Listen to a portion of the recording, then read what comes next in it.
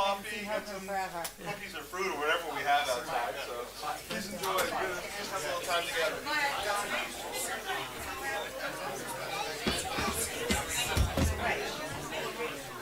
Right, we've gone out of cruises every. So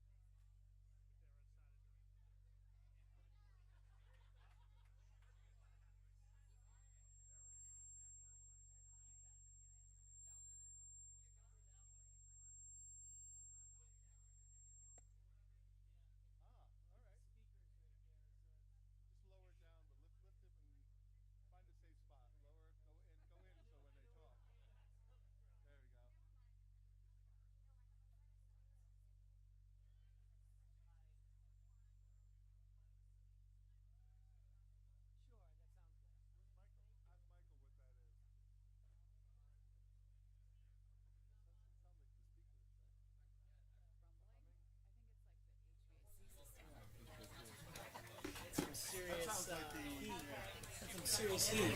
That's why I said get Michael in here. He'll tell him to turn it down. Now it's terrible. Can you please rise and join me in the Pledge of Allegiance? Of the United States of America. One nation, under God, indivisible, with liberty and justice for all. Sorry about the squeaking. Good evening. Tonight is February 24th. It's 7:30 p.m. We just came from a little ceremony outside. I hope everyone had a chance to take part in some of the pastries, cookies, fruit, all that good stuff. I know the kids were taking advantage, which is great seeing them here. Before we get started on our normal agenda, there's a few things that we're going to do. First of all, I just want to take a minute to thank everyone from the village who was on duty yesterday during another crazy storm. This is our second large storm that we've had this year. So I want to thank, first of all, the DPW and Parks, everyone there who really took the time and really made the roads in Rybrook amazing. I mean, this was not an easy one. This certainly was not an easy one. It was, there was a lot of snow. I think this is the biggest storm we've seen in about 10 years that we've ever seen one of these. Not to mention two in a year. So it's good that my kids and everyone else's kids actually know what snow looks like, because I was getting worried that we wouldn't. But I just want to say thank you to everyone. It was, things went smoothly throughout the village. And it was great seeing the roads cleared this morning. Everything looked great. I also just want to thank all of our emergency responders, police, fire, EMS, who were on duty during this and really keeping people safe. It's never easy in these conditions, and I just want to say thank you for all that you've done.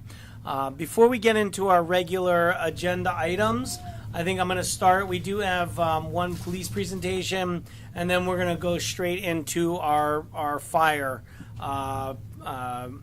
appointments. So, Chief, you want to come up? Let's hope there's no feedback for you.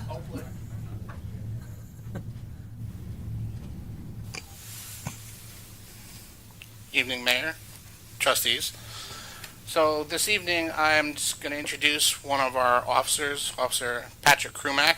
He started back in November, and we just haven't had a chance to officially introduce him to the board and the public. So just like to bring him up and have one of his family members come up and pin him.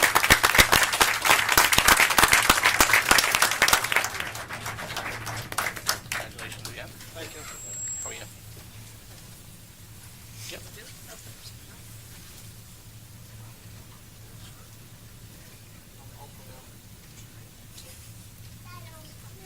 You don't have to just put it there. Okay. That's fine. It's not done. That's it. Take a picture of him.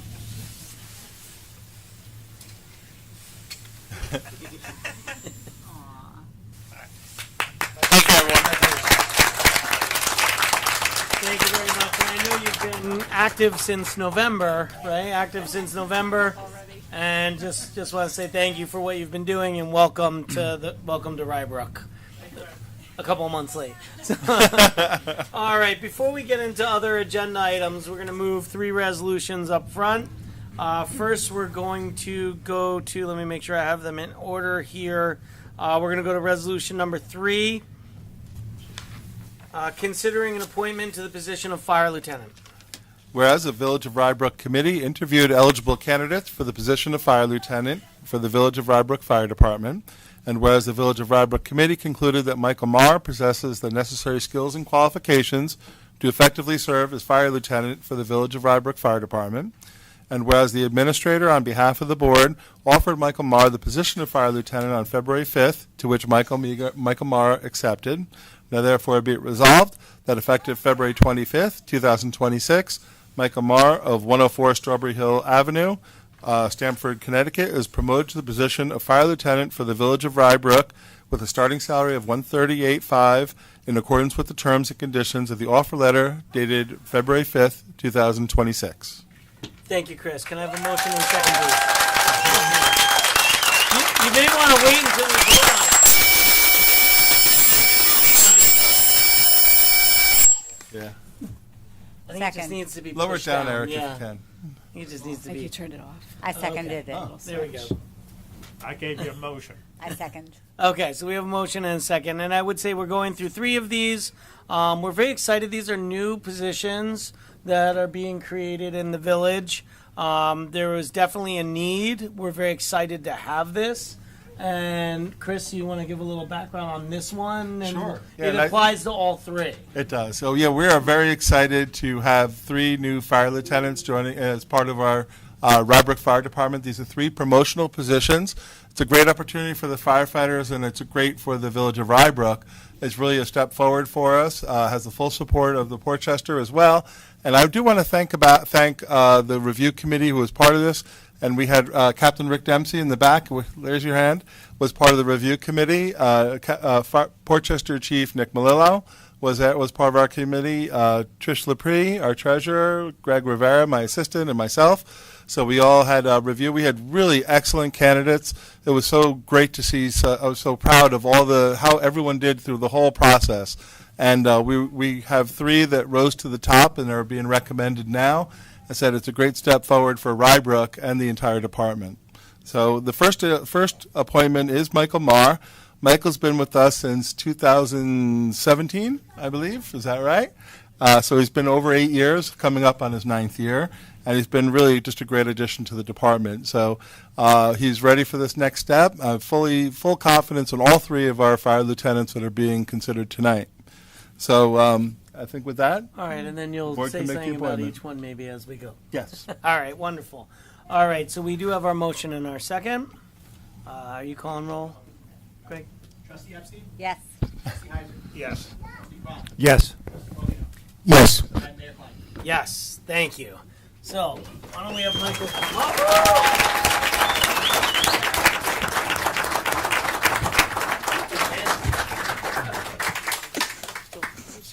All right, so we have to do the book here. All right, here you are. The So, book is our official oath of office, which is done within the first 30 days of appointment.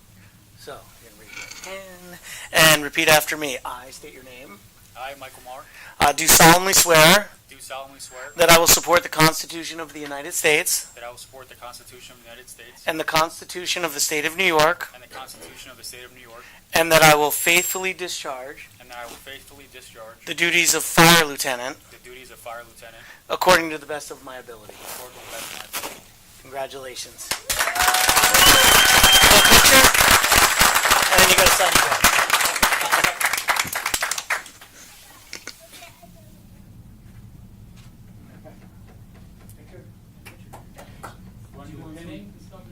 Sure.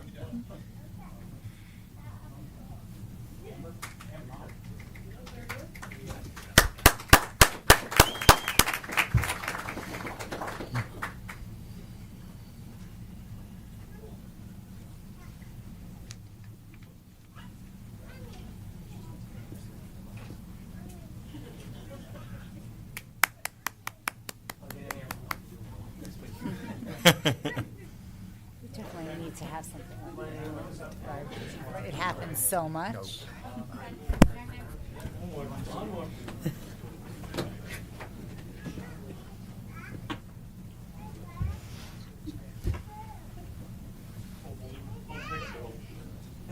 Not until they change. Not until they change the rules on how we have to do that. The gloves don't work, right? They're paying 3 times the amount. Oh, I turned it off. Sure. Hit the button real That quick. was because Chris was in charge. Yeah. No feedback? We're good? I didn't Everybody's want good? We're good at the All moment.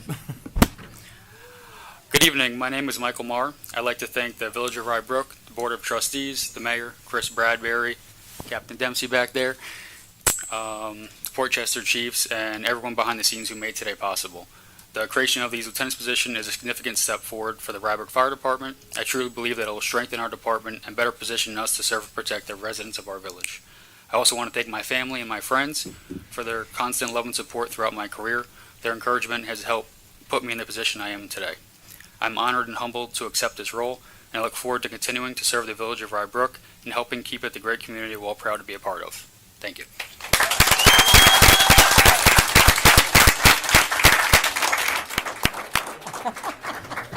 All right, moving on to our second appointment, resolution number 4, considering an appointment to the position of fire lieutenant.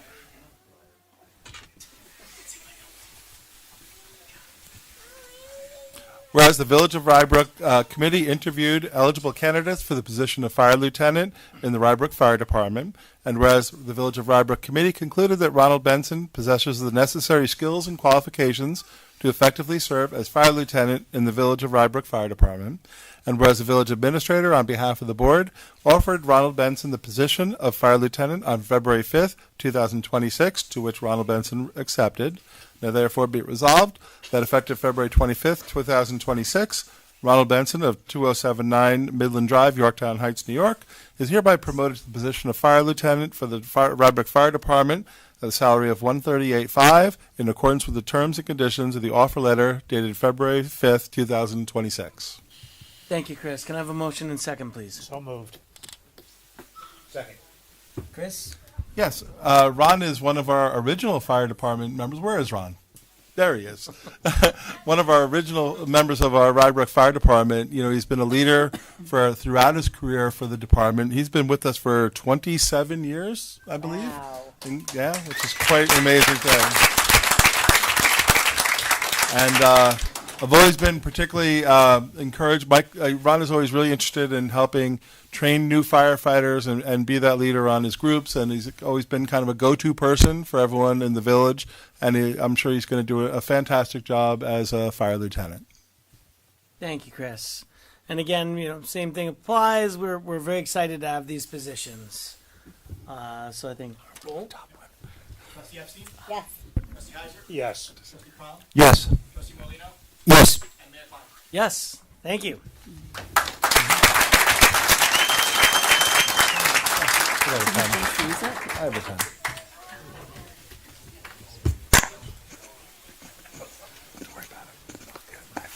Sam, this is one of the few times I get to stand here. So we're going to do the same thing. You're going to raise your hand and repeat after me. I state your name. I, Ronald Benson, Do solemnly swear solemnly swear that I will support the Constitution of the United that I will States support the Constitution of the United States and the Constitution of the State of New York, and the Constitution of the State of New York, and that I will faithfully discharge and I will faithfully discharge the duties of fire lieutenant the duties of Fire Lieutenant according to the best of my according ability. to the best of my ability.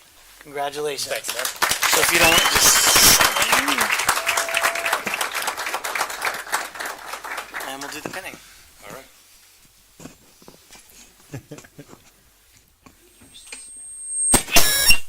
That's even worse. 27. Yeah. In Rybrook Fire Department. Please don't.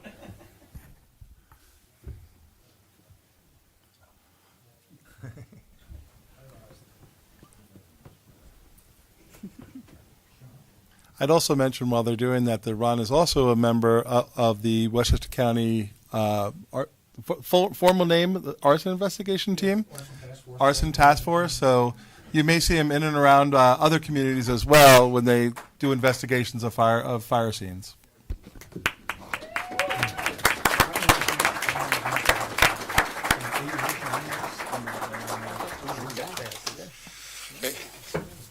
Thank you, Board of Trustees, Mayor. I don't have anything prepared like Michael did, but thank you. I know the three of us are committed to try to make everyone work as one harmonious unit going forward. Other than that, I'm a man of very few words, but call me anytime. Thank you. Congratulations.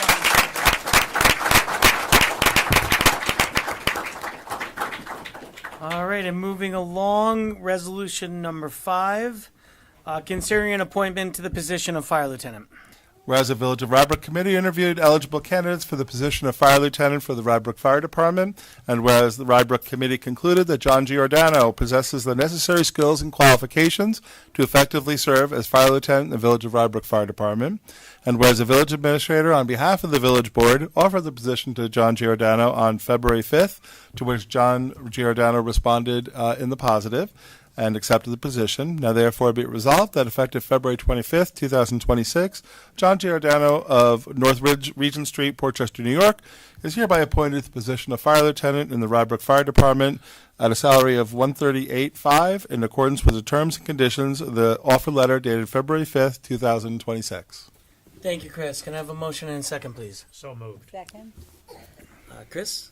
Yes, John has been with us for 9 years, approximately 9 years, since 2016. And where is John? There he is. And interesting enough, John also started with us prior to being a firefighter. He started with us in our Parks Department. So after moving on and going somewhere else for about 2 years, we grabbed him back, and he's been really been just a dedicated Rybrook firefighter since he started. Was a great employee as a Parks employee. He's a great employee as a firefighter. And we were so happy that he came back to Rybrook, and he's really excelled in his position. And I'm sure he's going to be a great fire lieutenant for the department. Thank you.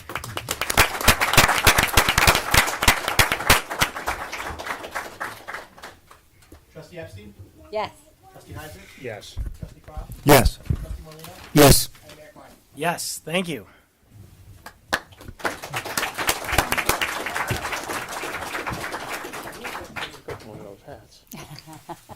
Should I apply?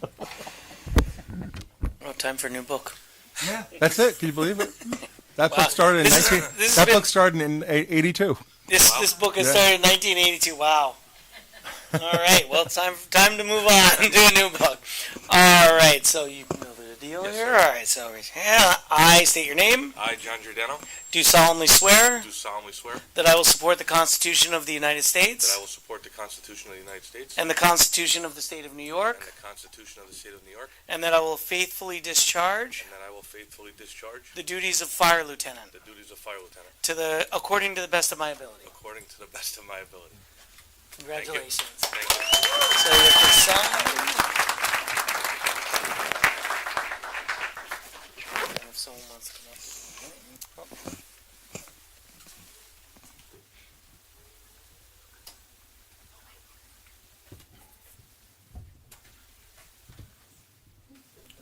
Aw.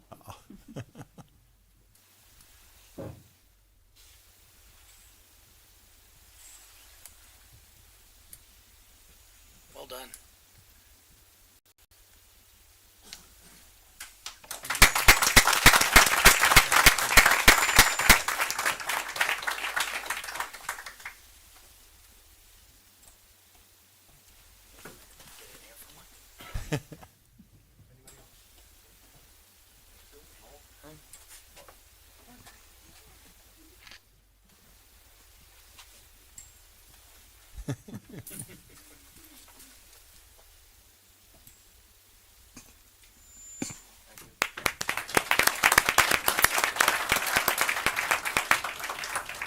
All right. I didn't have anything prepared either, but just to echo what Mike said, this is it's a long time coming. It's a step in the right direction for the department. I look forward to the task, and getting the department headed in the direction it should be going. Little steps are gonna turn out big goals. So I look forward to it. Chiefs, everybody, thank you. My family, thank you.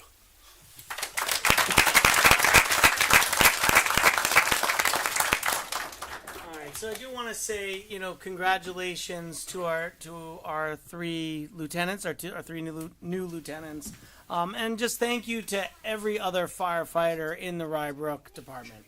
It is, and Portchester as well.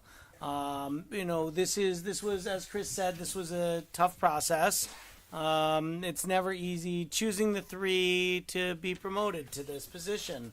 We really are very lucky to have such a great fire department in the village of Rybrook, and I want to thank every single one of our firefighters for all that they do on a daily basis.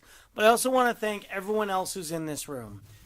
because it's really your support that helps them do what they do.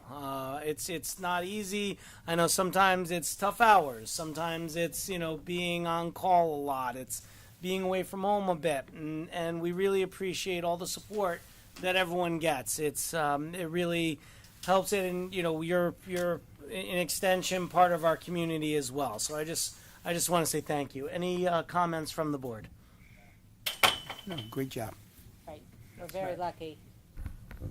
All right. Mayor, I just Yes, wanna add- please, Chris. If I can just add one thing, we do have our newest firefighter in the room as well. So I just want to introduce Charlie Nielsen, who is now. Charlie is fresh out of the academy, and he did a great job. I had the pleasure of going to the graduation, which was really a wonderful event. And so we wish him all the best in a long career for the Village of Rybrook. So thank you all again for coming. We are going to move on to the rest of our agenda at this point. You're welcome to stay. I have a feeling the room's going to clear out. And I would just ask, you're welcome to hang in the hallway and whatever, but maybe we'll just close the doors so that we can move on with our agenda. And Shari, thank you so much for setting everything up tonight. Yes, and thank you to Shari for setting everything up. Yeah. Feel free to have more cookies, fruit, coffee, all that good stuff.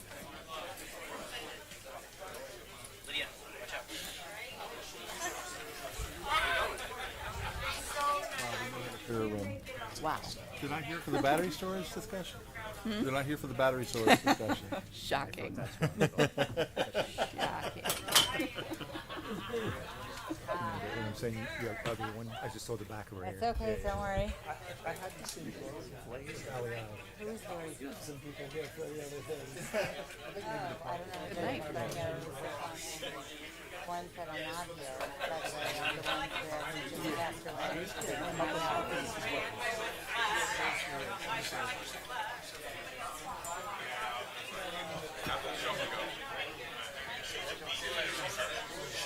Where's my pencil? I don't know where it went. Huh? I hope. Getting people out of the room, or Nice meeting you. close the doors.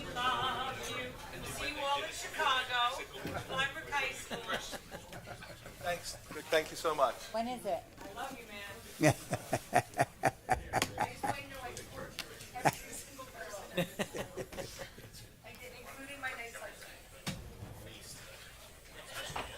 Hope overcomes her shyness. It's all right. We'll figure it out. That's the end of the book. We have another one coming. So cool. 1982. Huh? Isn't That that is crazy? awesome. Look, I had to add a page in. That is What's the amazing. first entry? I think it's Pascal, I think. Sign it? No, I did. I think it's looked at me and he said, "Are you okay?" I thought it was Yeah, have some else. moving. Now, the Is there original no mayor notice? expect to be the first entry. August 82. And then the rest of the board members. And the rest of the board members. That's really cool. All right, so we are going to move on with our agenda. Chief, maybe you want to push him out. Also, they didn't do everybody back then. I think Oh, yeah. Shabazz. It's technically only used to be the office, the public office. They're trying to get, they're I getting was just, pictures of I'm not going to debate who is and who isn't. Yeah, why not just do Everybody's it? fine. Yeah. Then you know you can't lose with that. Safe and smart. Yeah. to have like a whole thing out there. They When use this has to that. be up there somewhere. Also, there has to be No, it's that kind of both. official. No. Yeah, totally. All right, so we are gonna resume our normal agenda at this point. We, for obvious reasons, we wanted to get that over with. There's a lot of people here for that. It's not to minimize anything else on the agenda. All right, so our first public hearing, we have two public hearings tonight. The first public hearing is a public hearing on a proposed local law amending Chapter 240, subsection A of the Village Code to prohibit parking at the corner of Elm Hill Drive and Betsy Brown Road. I think at this point, we're not going over the resolution, correct, Chris? Correct. Can I have a motion and second, please, to open the public hearing? Motion. Second. Trustee Epstein? Yes. Trustee Heiser? Yes. Trustee Crom? Yes. Trustee Merlino? Yes. Mayor Klein. Yes, thank you. And so this opens the public hearing. We do have, so this was a draft change, this is a draft change to a local law about the parking. This was something that had come to us from the Traffic Commission. Chris, you want to give a little background on this, please? Sure, yes. This is something that the Traffic Commission took a look at, and it was looking at the parking situation, and there happens to be a little bit of a curve that makes the sight lines very difficult in that particular area. So there's been local law has been enacted based on the recommendations of the Traffic Commission, which is to prohibit parking from the intersection of Elm Hill Drive and to Betsy Brown Road. Let me give you the exact specifics.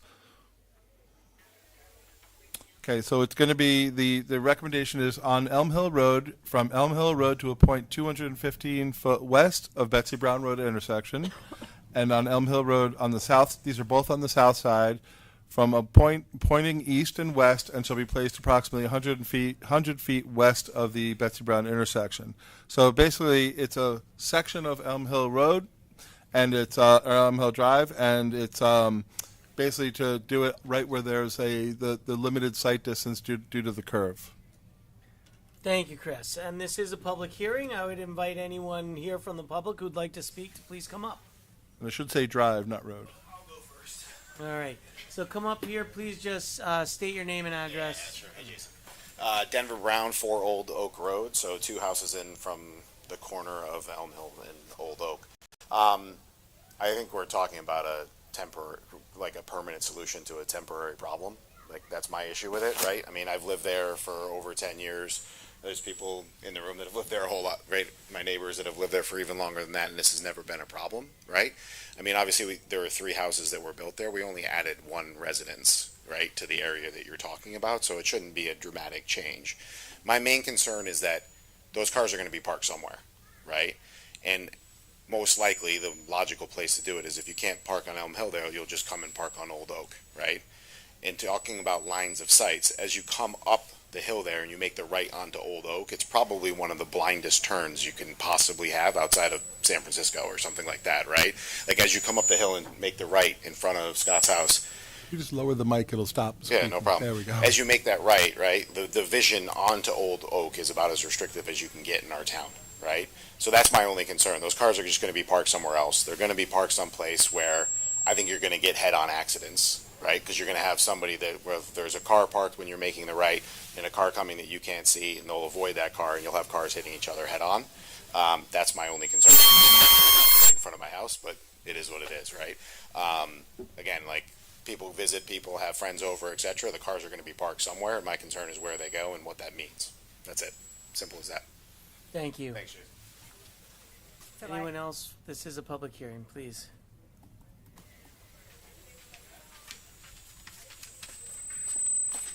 Good evening, board members, mayor, community members. Adam Goldsmith. I moved to Rybrook about 6 months ago with my wife Jamie, who's here. My son Noah, who's 5. My other son Benny, who's 2. Move it right out of the way. Out of Just the don't way. even worry about it. I talk loudly. Okay. Should we just turn it over, Chris? Yeah, people listen Just to press this the button. on the I'm just concerned. I know. video recording. I'm just, perhaps we can, Or let him sit at the table as well. You're not allowed. yeah, maybe one of the ones from the No, table. no. Just let them go. It's I don't know fine. why we're getting such bad feedback tonight. This is usually not an issue. I know we had a problem with our prior podium, so this is the old podium that they tried to make work, I believe, but Oh, that could be it. could be. Will we be able to the minutes 4 Elm Hill from- Drive, which yeah. you have the diagram in front of you. It's the section where the no parking sign will be. That's why we're here tonight. We are in opposition of the proposal. The no parking area being discussed, essentially, from the stop sign to the pole is the space in front of our house. I guess where I'd start is we rarely park on the street. Generally speaking, the area in question does not have any cars. We just moved in. There's been, we've had painters and electricians. As anyone who's moved before, there's some level of contractors traffic in your house. At the same time, there's a new house being built, two houses down. So you've got kind of a confluence of events happening in the area of new houses that have been built, now another one being built, as Denver mentioned, short-term problem.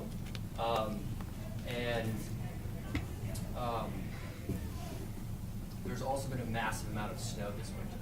So where people have parked in the street, you know, the community has done a great job of plowing, but obviously the curb and the snow go out into the street a little bit. And for those reasons, I think there's a higher sensitivity to the problem at the current moment, but that is all short term, as Denver said.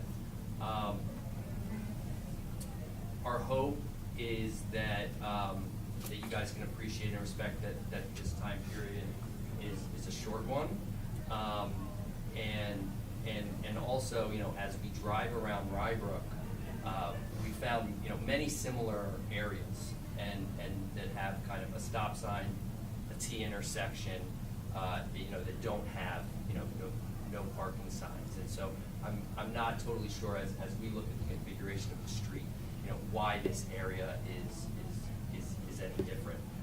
I know, you know, we have 2 young children that do the walk from our house to Crawford Park all the time. The safety of the street couldn't be more important to me, my wife, and our family. You know, I'd love to do something about how fast people drive sometimes, but that's not what we're here to talk about tonight. But in terms of the no parking proposal, I'm afraid that the reality of where the cars are parked, as well as that it's a short-term problem, don't necessarily meet the proposal. As the bulk of the area never has cars parked, unless we have Thanksgiving, Super Bowl party maybe, things of that nature. So I guess my ask of the committee would be to put this proposal on the back burner while we get through you know, new homes in the area, more trucks than normal, massive amounts of snow that are jutting out into the street that have created a higher sensitivity to the problem, and revisit it once we get beyond that point. The last thing I want to say, which my wife told me to mention that I forgot, is, you know, we are new to this town. We moved in 6 months ago. We picked Rybrook because it felt like such a small, tight-knit community, down to earth people. That is what we have found, and we've been really happy to be involved in this community with our children. And you know, I recognize Chris from Ice Cream in the Park. Right? And so, We recognize you from the varsity basketball games too. yes. I love going to the blind with basketball games. Yeah. I'm a big fan of the Denver Sun point guard. So that's the story. I think it's a short-term problem. If it is a larger problem, we want to help. You know, we're happy to ensure the safety of the street in which we live on and what we can do to help in that regard. Thank you. Thank you. Do we have other comments from the public? Please. Hi, Scott Wexler, 2 Old Oak Road, between 2. I've been there about almost 20 years. I agree. I'm obviously in opposition of this resolution. I agree with what my neighbors have said. A couple things that have come up. That's a school bus stop as well. With the blind spot that Denver mentioned, you know, that school bus comes up Elm Hill, makes a right on my street on Old Oak. It's blind and more parked cars there. It's going to be a little tighter. The other thing I want to say is, I think it's on the south side. We're proposing the south side parking restriction. If the cars just move instead of Old Oak on the other side of Elm Hill, that stop sign in front of my house, which is pretty optional if you watch. It's optional. That it's a curve there also. That's a very bad blind spot. If they start parking adjacent to my house, which is across on Elm Hill, that's a very bad blind spot as well. So there's just a lot of things that my neighbors and I have brought up here that we think that this should just be rejected or just at least turned down for temporarily. So thanks. Thank you. Thank you. Do we have other members of the Yeah. public that would like to speak? I would here from Citron. Hello everyone, Sam Canuck, 5 Elm Hill Drive, my wife Hallie, so we're just up the road. Similar to what everyone else has said, concerned about, if the cars aren't parking there, you can park further up. Actually, we're, further up the road it gets even a bit narrower, so it would potentially make it probably even worse. So really just want to, again, put our opposition and support for our neighbors in the community. Thank you. Thank you. Please.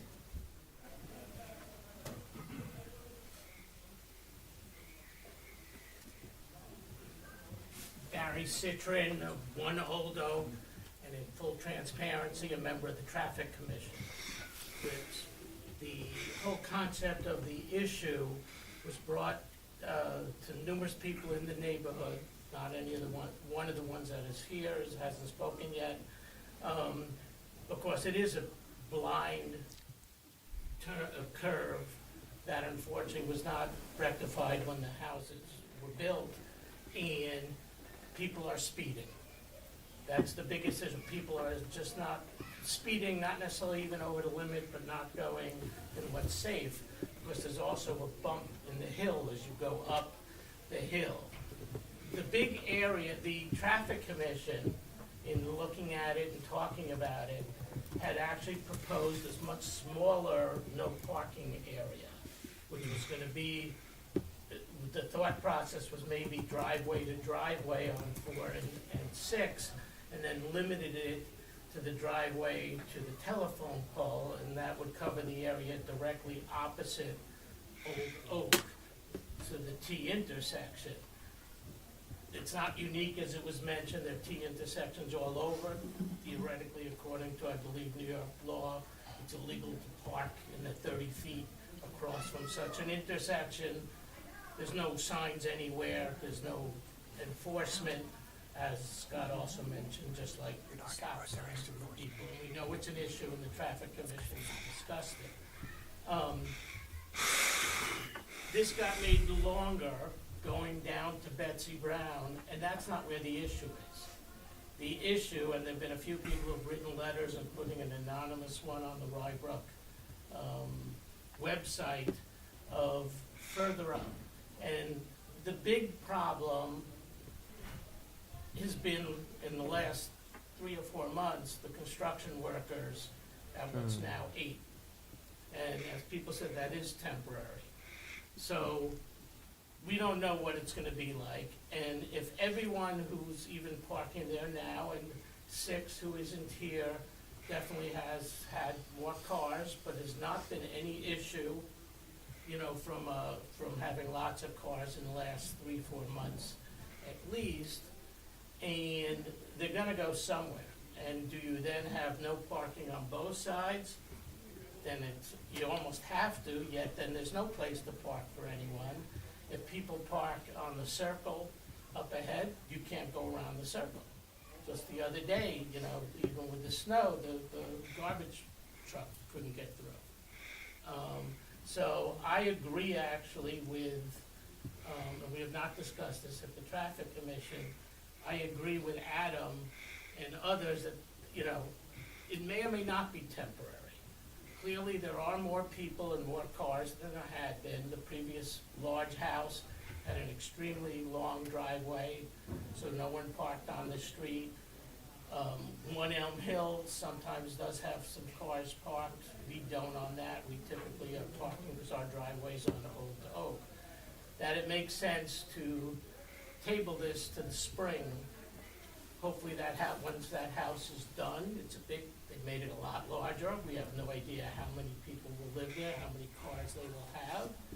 Potentially even further conversations with all the residents and trying to do the best. And it's not safe, but it's still safe for that whole area than the corner further down Elm Hill, which is a 90-degree angle where theoretically people can park.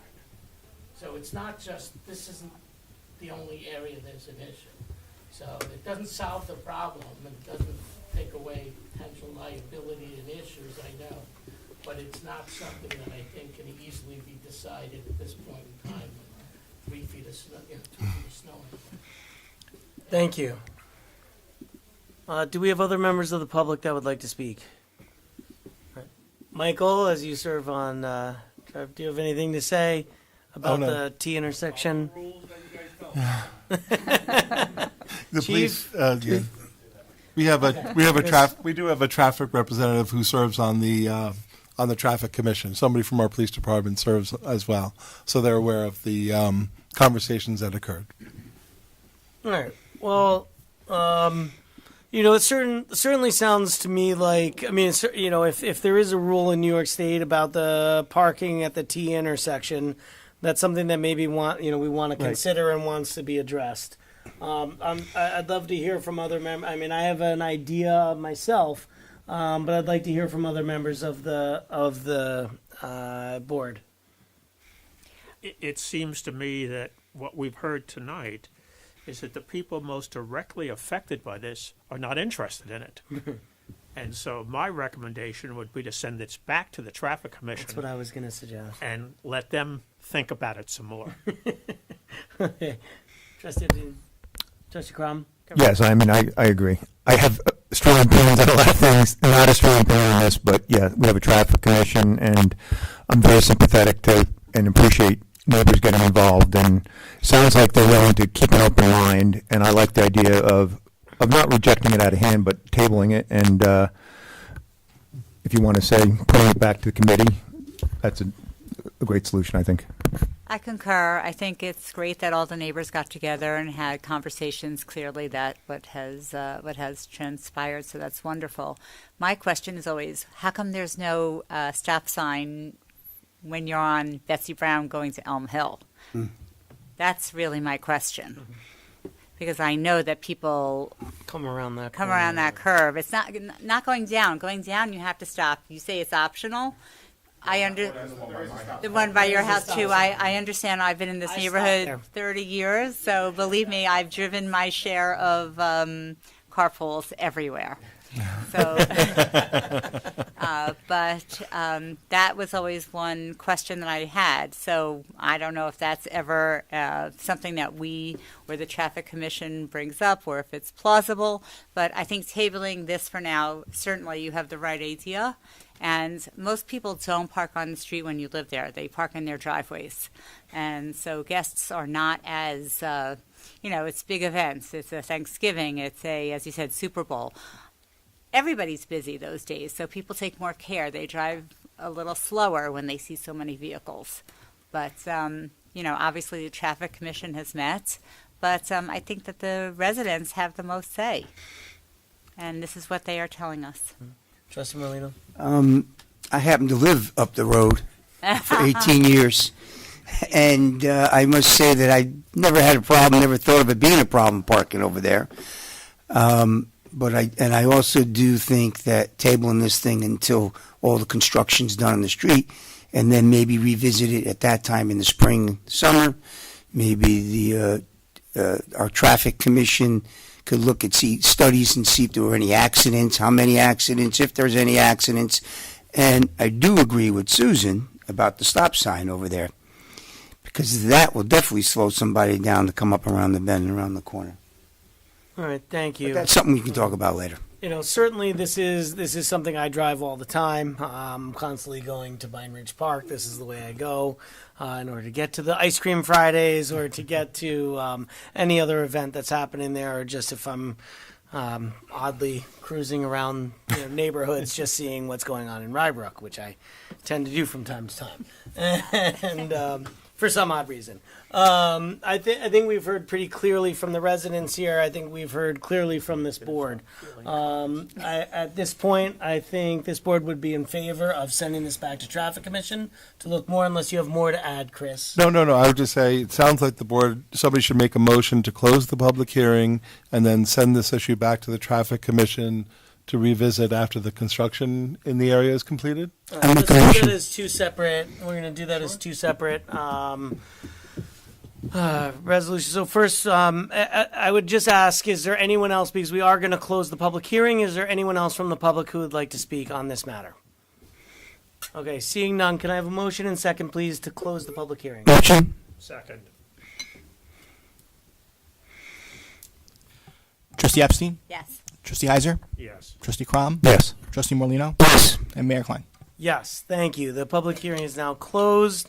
This is typically where we would move into a resolution, but we are not going to move into this resolution. So can I have a motion second, please, to direct this issue back to the Traffic Commission? Maybe, not immediately. We may Right. want to wait until we see whether, Spring. until we see after the construction has died down, once we get into spring. But for another report and recommendation from Traffic Commission at such time as they see fit. Yeah, sure, absolutely. Unless we want to put a specific. You could do it now, time. and then it'll come back No, after the construction period. Yeah. Okay. So can I get a motion second on that? Motion. Second. Okay.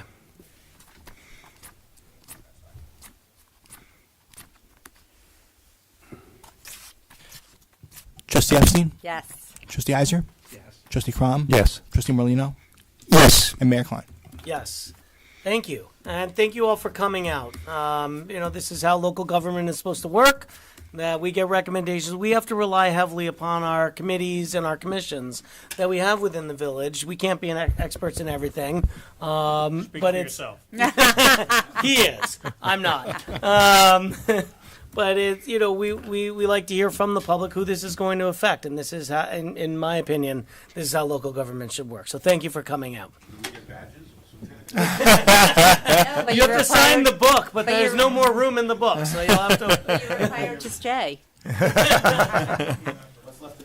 Yeah, and I'm there's a guessing lot. by the number of people that are leaving that none of you have outstanding parking tickets within the village, because that's the next item on our agenda. All right, moving on to the next public hearing.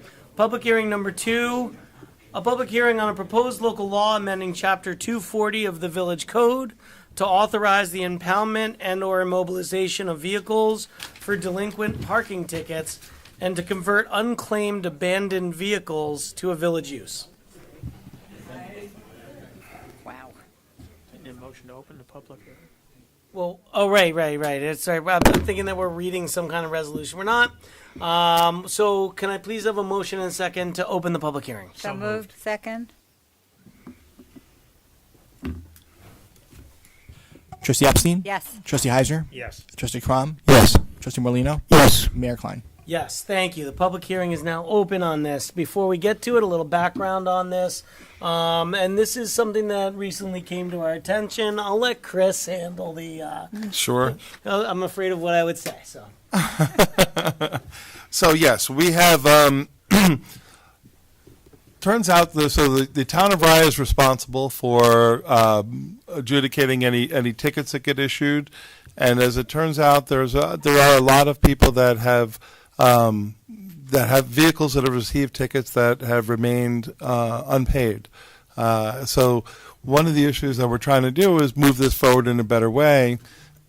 Is to have a local law that when the town of Rye can notify, they've said they can notify our police department when there are people or vehicles that have more than 3 tickets, unpaid parking tickets, in the village of Rybrook, which the village has the ability then to take that information when vehicles are driving on public streets or on either parking or driving on public streets or parked in fire lanes or handicap spaces, that the village police department would have the ability to either impound or immobilize those vehicles. Only we're talking about the ones that have 3 or more unpaid parking tickets. So if they go in, for instance, into Rye Ridge Shopping Center and a person's parked in a fire lane and the police go in and that vehicle gets tagged for having 3 unpaid parking tickets, that they were able to do something to do something about that vehicle rather than issuing another ticket that's not going to be paid. So the idea here is to follow up, so make sure that people are not parking in fire lanes, not parking in handicap spots, and if you get a ticket, they should be paid in a timely manner. So this is not about seeking additional revenue for the village. That's not the purpose of this. What this local law is about is trying to remove and get people to, follow through on the laws, follow through on the, when you get a ticket, you should be paid. If you feel that you shouldn't have gotten a ticket, there's a process for that in court. And the courts here will always work with people in terms of if there's an issue of, you can't pay a ticket or anything like that. But this local law is simply about us when there's somebody who has repeated violations. And in some cases, we have one, I think the worst is we have like 13, one has 13 tickets that are unpaid right now. So we got a list from the town of Rye. There's over 100 vehicles that have more than 3 or more unpaid parking tickets. So again, over 100 over on the list that goes back quite a ways. It goes back to 2007 or so.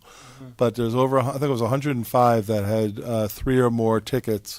And again, in some cases, there was about 10 or so that had more than 10 tickets. So there's a lot of people that, we don't want to see happen is if people are getting tickets, they can just get ignored because it's not going to be followed up. So the town of Rye is looking to do follow-up on people that are not doing that. And just so you know, it does go to the Department of Motor Vehicles. If you are a scofflaw and you have 3 tickets that are unpaid, it will go to Motor Vehicles. That's another way to kind of get caught in the net so that people can't register their vehicle or renew license plates. If it gets tagged to an owner, then the owner may not be able to renew their driver's license. But what we're talking about here is a local law that says if there's somebody with 3 or more tickets, this would give the police the ability to impound or mobilize the vehicle so that the issue can be addressed. Thank you, Chris. And again, this is a public hearing.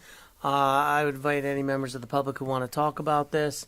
I just have one question before we did. I thought years back we had changed the local law regarding the abandoned vehicles. For some reason, I thought I remembered maybe Abandoned? I thought so. Or I don't know what you mean by abandoned. No, what we're talking about here is immobilizing, putting a boot on them, or towing them. right, but one of them was about but one part of this. Oh, the law other was- section of the local law. Yeah, the other section of the local law is talking about the wanna address abandoned that, Eric? vehicles, and for some reason I thought there was an issue with one of the access areas to that little parcel that we own behind. No, so the Rye Ridge Shopping this Center. is if say there's a crime that's committed, we need to have a local law and say there's a vehicle involved with the crime. Okay. The village is in some cases able to take acquisition of those vehicles if it's abandoned, and you need to have a local law in place to be able to acquire that vehicle. So Okay. that's the purpose. That's just kind of clean up.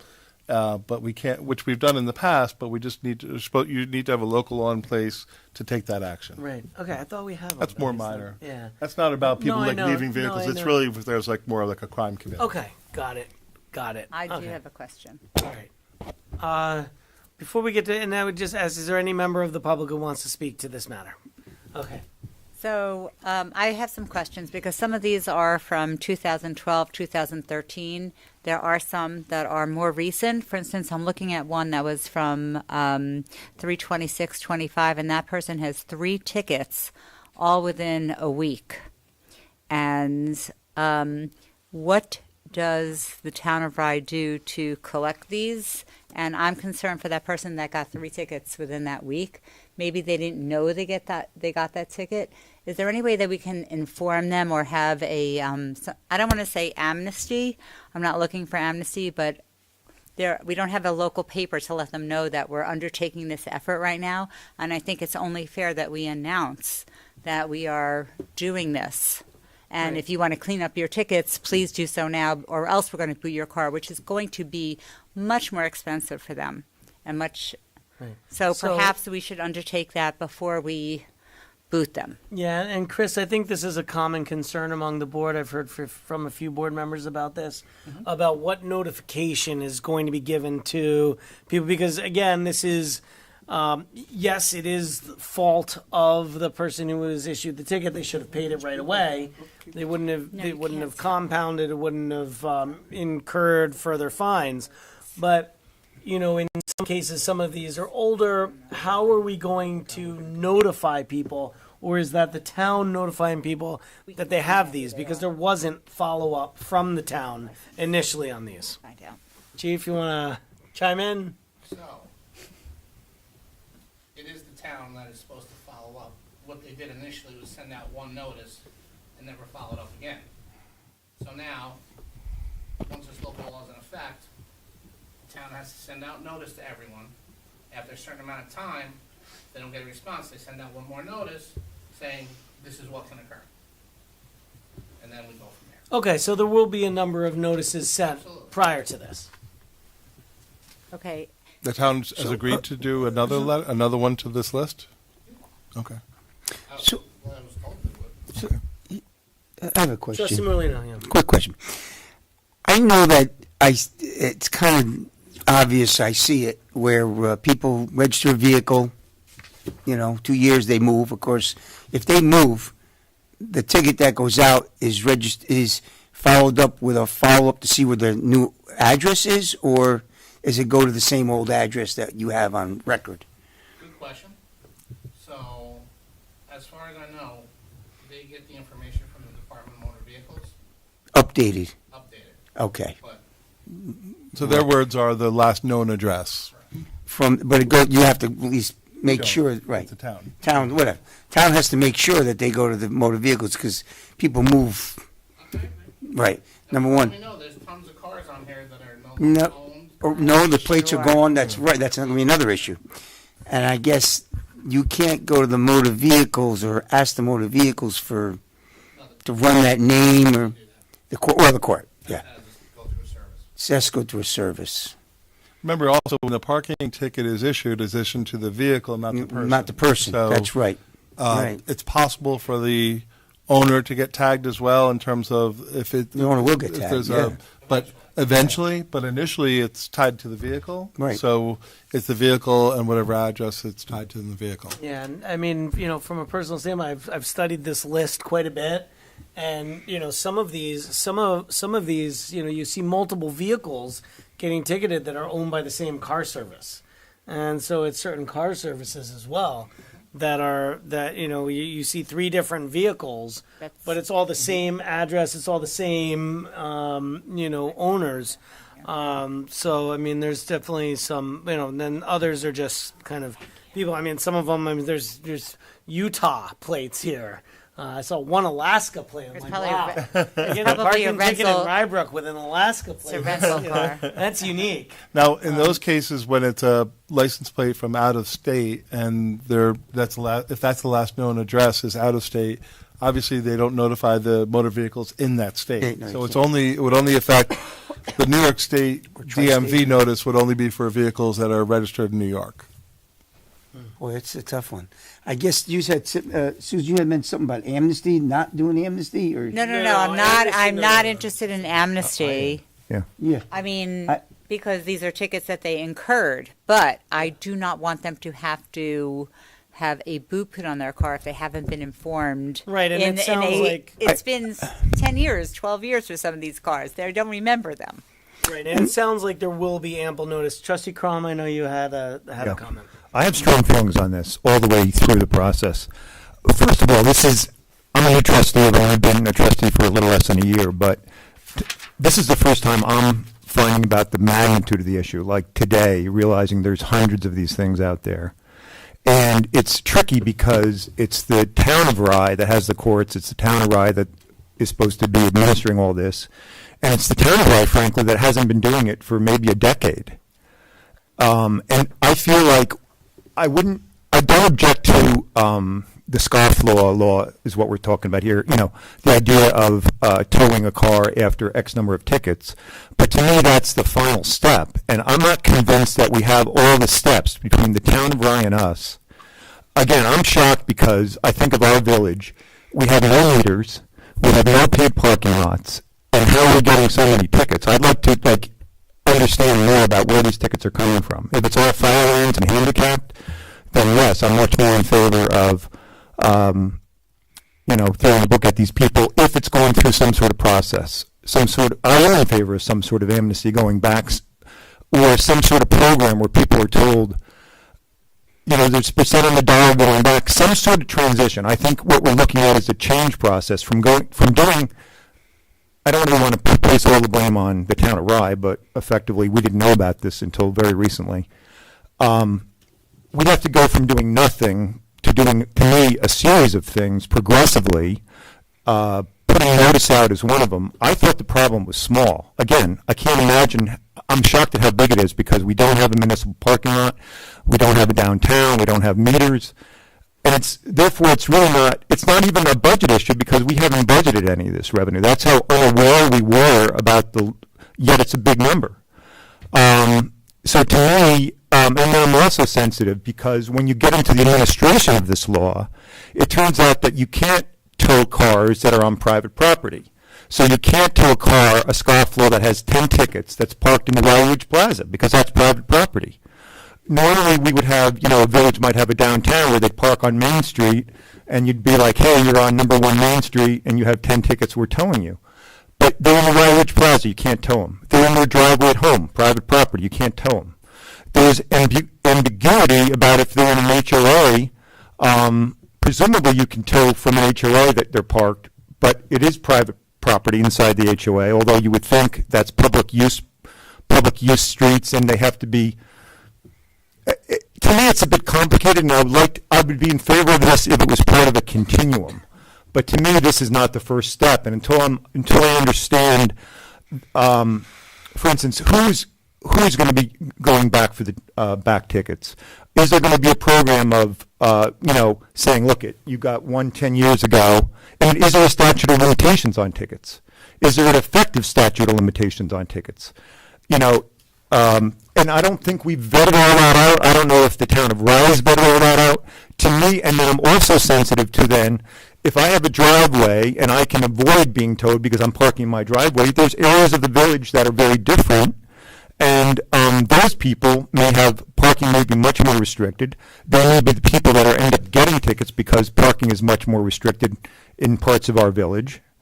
And just like we heard from neighbors on Elm Hill today, I wouldn't mind an outreach program to areas of the village where parking is very tight to hear about what the issues are. Maybe some of the parking signs are too restrictive, or I don't know what the issue. I looked at the list, and it's not a lot of fire lane and handicapped. It's about a lot of general parking issues. Again, shocking when we don't. Again, if we had parking lot and parking meters, I could more understand. Like someone's not paying for parking. Like in the city of Rye. Anyway, I'll shut up. But to me, this is. I'm not objecting to it, but I would like to see it as part of a continuum and sort of. And also, I do want to compliment our attorneys. I like the idea of having. A number of tickets not paid. Originally, we were talking at the last meeting about it being a dollar amount, so I do like it being a number. But I could see some sort of progressive thing saying, for the next year, it's 10 tickets or more, or whatever, and then it goes down. Again, just some transition thing. I'll shut up. So I'd like to give the chief a chance to respond, and then I also have comments. Chief, a question, though? Yeah, and then I have a practical question. If we impound cars, where are we bringing these cars? If we impound them, they would go to the tow yard of the company that's towing for that week. Okay.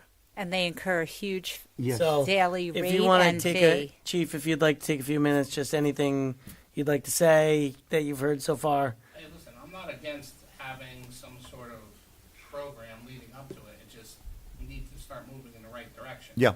Obviously, the town of Rye left us in the dark for numerous years. Right. Like, why are we writing tickets? So my personal comment, is that, as far as I'm concerned, the process started the minute you got that ticket. That, this is not, something that you didn't get notice of. And we're not talking about someone who got one ticket and, they drove away, they didn't notice it, it blew off from under their windshield wiper. Happens. Which happens, or it snows a foot. Well, after you've gotten a ticket, because you're parked on the street when you shouldn't be, impeding the plows, but then a foot of snow falls, the ticket disintegrates or whatever, it gets wiped off when you're scraping. This is anyone who's gotten more than one ticket, and we see that often these tickets are consecutive. Like you've said, you get 3 tickets within a week. You know that you're getting those tickets. That's the first warning. And the ticket should have been paid. And again, shame on the town of Rye for not collecting and not noticing this problem for a long time. if this had been something that had been at their attention for a long time, these people would have been getting notices. And you know that if you don't pay the ticket, the fine goes up. You don't pay it again, the fine goes up even more. I think it's 30, 60, 90 days. And then, eventually it reaches the maximum. And so the first notice is the ticket. And if you've gotten 3 or more tickets in the Village of Rybrook, then you've gotten 3 or more notices, and you are therefore willfully denying to pay this, as far as I'm concerned. This is not something that you say, oh, I forgot. When you're getting multiple tickets, you are willfully denying to pay what you owe. Whether you think you can just get away with it, whether you think that it's, I'm not going to be driving much in Rybrook anymore, so I don't have to worry about this. I agree somewhat with the feeling that there should be notice.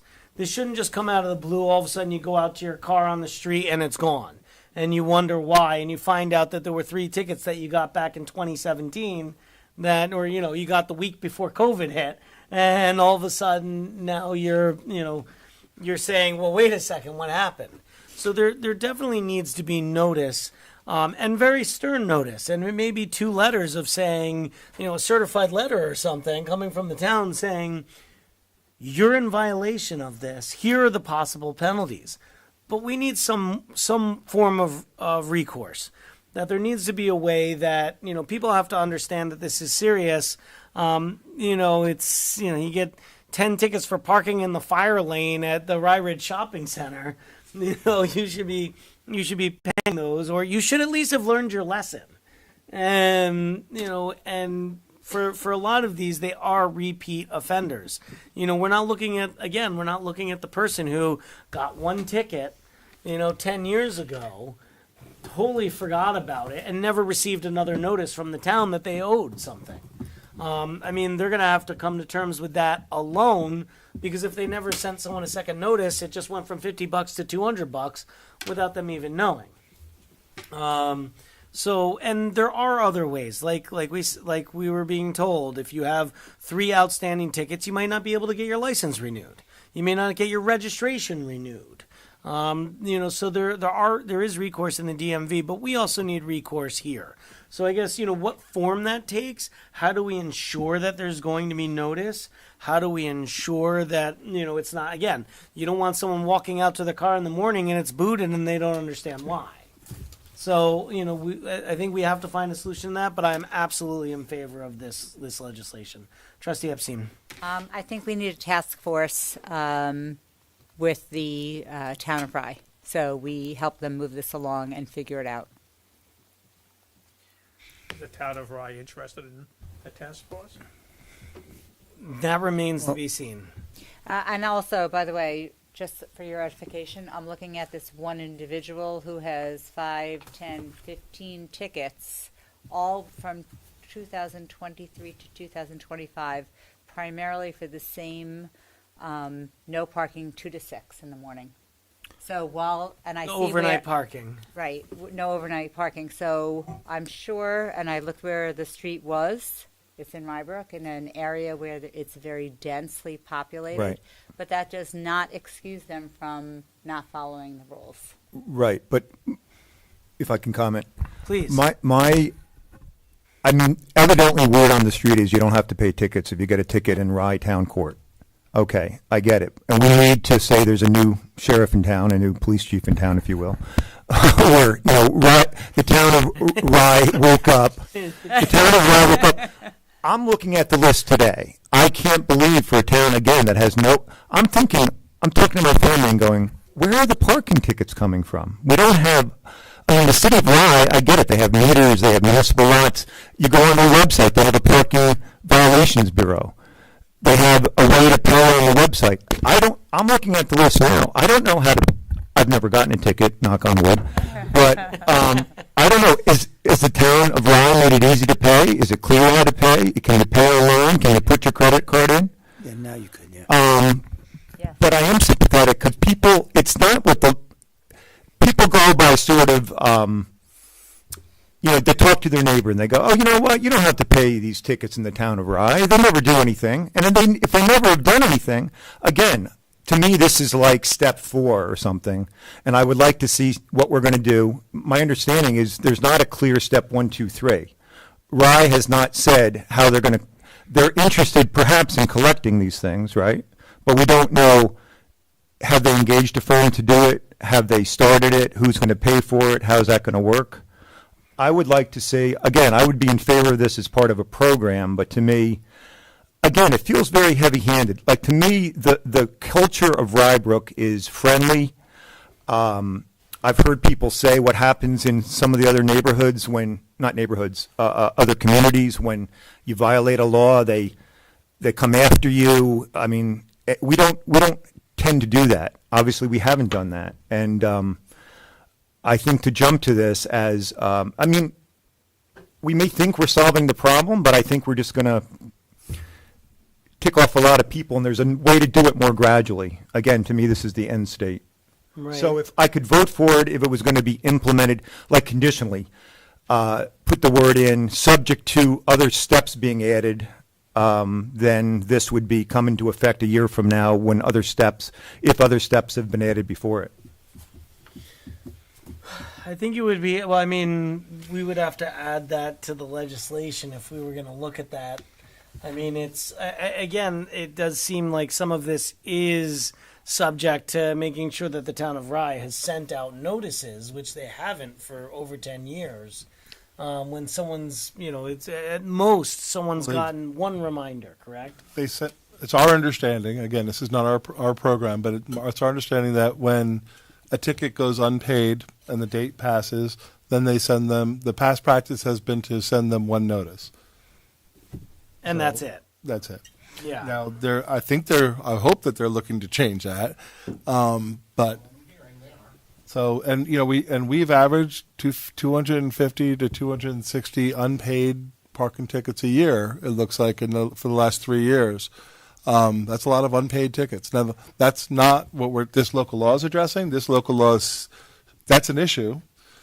But what this local law is trying to address is the people that are ignoring the repeated ticketing. Notices. So that's the purpose and goal of this law, is to say, if you got a ticket, you got a letter, you ignored it, you got another ticket, you got a letter, it was ignored, you got a third ticket, you got a letter, and it was ignored, there's steps to the DMV if it's registered in New York State, and if the police either by parking in public streets or driving in public streets or in a fire lane or in a handicap, for instance, that if there was another occurrence, if they come upon those vehicles that have ignored the 3, that would be, they would be then subject to towing or booting. Again, but the board is tasked to provide a policy. You could increase the number of tickets. You could say 3 tickets since whatever date. I mean, there's a lot of ways you can go about this.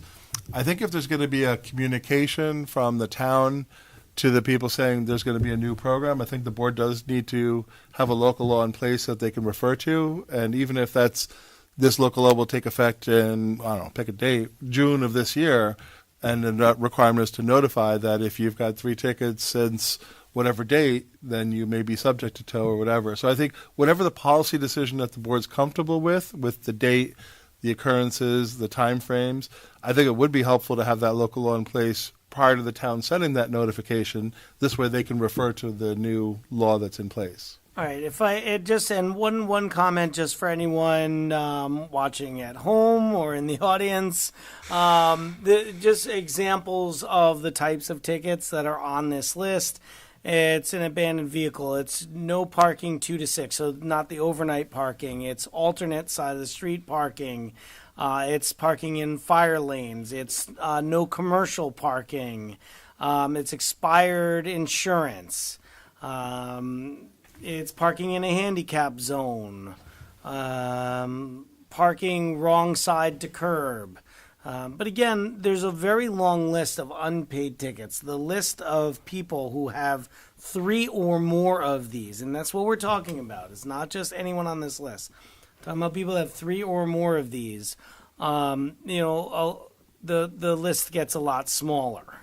So as a proposal then, perhaps we want to put something in there to say to the effect that this local law will be put in place starting June 1st or after the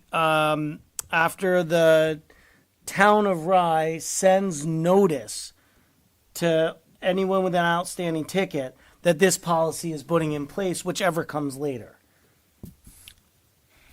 How are we going to get the town of Rye to send out those notices? I don't think we can compel them to send out those notices, but that's why we put a start date of when they do, because we're not sure when they're going to get around to it. Because I do agree that there needs to be some notice sent to these people. Again, my personal belief is the first notice is when you got the ticket, that you should have paid it. But when you get 3 tickets and you still don't pay it, that's a willful act. Right, Please, and Chief. you, I was just gonna say, maybe if you set it to start at a later date, also in that notification, if we can do it through council, telling them to come in and settle up beforehand, and maybe the fine is your original fine, not anything you accrued up until I think now. that would I be just up to don't the know. town. I don't know whether we Yeah. could do that. Yeah, I don't know if we can.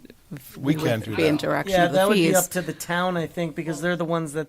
Although we set the fines, but I don't know whether. The village attorneys handle this. We can send a notice about the adoption of the local law, but as far as the fines, we would have to look into see whether we could negotiate that. Like Yeah, you it's mentioned, Right. you're fond of an amnesty, but at least give them 3 or 6 months to clear things up, and then it takes effect. right, and then we need a good feedback loop so that we don't go out and tow their car like they just paid. Well, obviously. Right, which Yeah, we that- haven't had a great. No, but if I'm we're not. getting the information. No, I like your idea. I just want to make sure the mechanics of it all work because we're just finding out now. Like we need a constant way to say, hey, these 50 paid. Hopefully, Yeah. There's also something that, there's nothing that would say that the board couldn't establish a policy that it's 3 tickets for anybody who has 3 tickets since whatever date, 2000, you know? Right, that it's a You could more also do recent that. date. It's easy. We have the list. We can just purge prior to that from a Right, scoff someone who law had 3 standpoint. unpaid tickets from 2012 or date you pick. 2015 or, and a lot of these are more recent. I'm seeing 2025. I'm seeing, oh gosh, why is this not working now? If I was going to pick a date, it would be post-COVID because, again, a lot of people had the perception that a lot of rules were suspended during COVID. Maybe they were, maybe they weren't. But that, hey, I'm working from home. There's a lot more cars in my neighborhood. I don't know. But if I was going to pick a date, it would be like 3 years back or something, Right. 2023 or something. Who receives the revenue from the tickets? We do. 100% of it? If it's a local law violation. Oh. Yeah, I don't think there's anything wrong with trying to collect tickets that are outstanding from the past at Yeah, all. That's a separate process, though. That can Right. still continue. I don't think that we should say, okay, anything from COVID on. No, we don't even have the ability to waive the prior one. So Right. we're just talking about this local law is not about the what we revenue. paid. This Okay. local law is just the ability to immobilize the vehicle. Yeah, and So- looking at these, the overwhelming majority of them are actually fairly recent. There are some that go back a ways, but a lot of them 2022, 23, 24, and 25. That's recent. Which is definitely recent. So, all right, let's as a proposal, let's do this. What I'd like to do, I think, and if the board's in agreement, let's keep the public hearing open. Just need a date certain. Let's move this public hearing to our next meeting. Maybe we will have. Now we know that the town of Rye is still going to be looking back at owed tickets. Let's maybe make this policy 3 or more tickets since January 1st, 2020. And let's also, Keenan Bean potentially can look into the possibility of having some of these that if that I don't know if we can reduce, have it be the original fines potentially.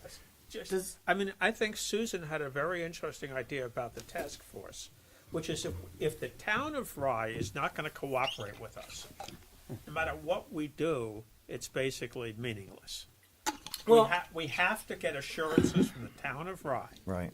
that they will actually send out the notices and they will actually do something. Not simply nod their heads and go, "Oh, Village of Rybrook, we feel so sorry that you." Well, Can I make I a- would say that while this is a problem in the village of Rybrook, it's a much larger problem in the village of Portchester. I was going to say, they have the same I mean, problem? But they have the same. But they need. But the town of Rye Millions. needs to feel some heat. Yes. Yes. Yes, we pay taxes to the town of Rye.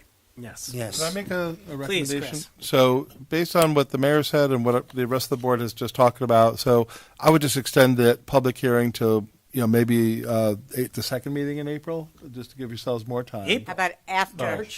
March. Sorry, yeah, second next month. second meeting in March. Sorry. And then I would say for 3 or more, since you want to say 2020 or 22, I'll leave. That's a board policy issue. Look to have we're just drafting a revised local law. We're not adopting.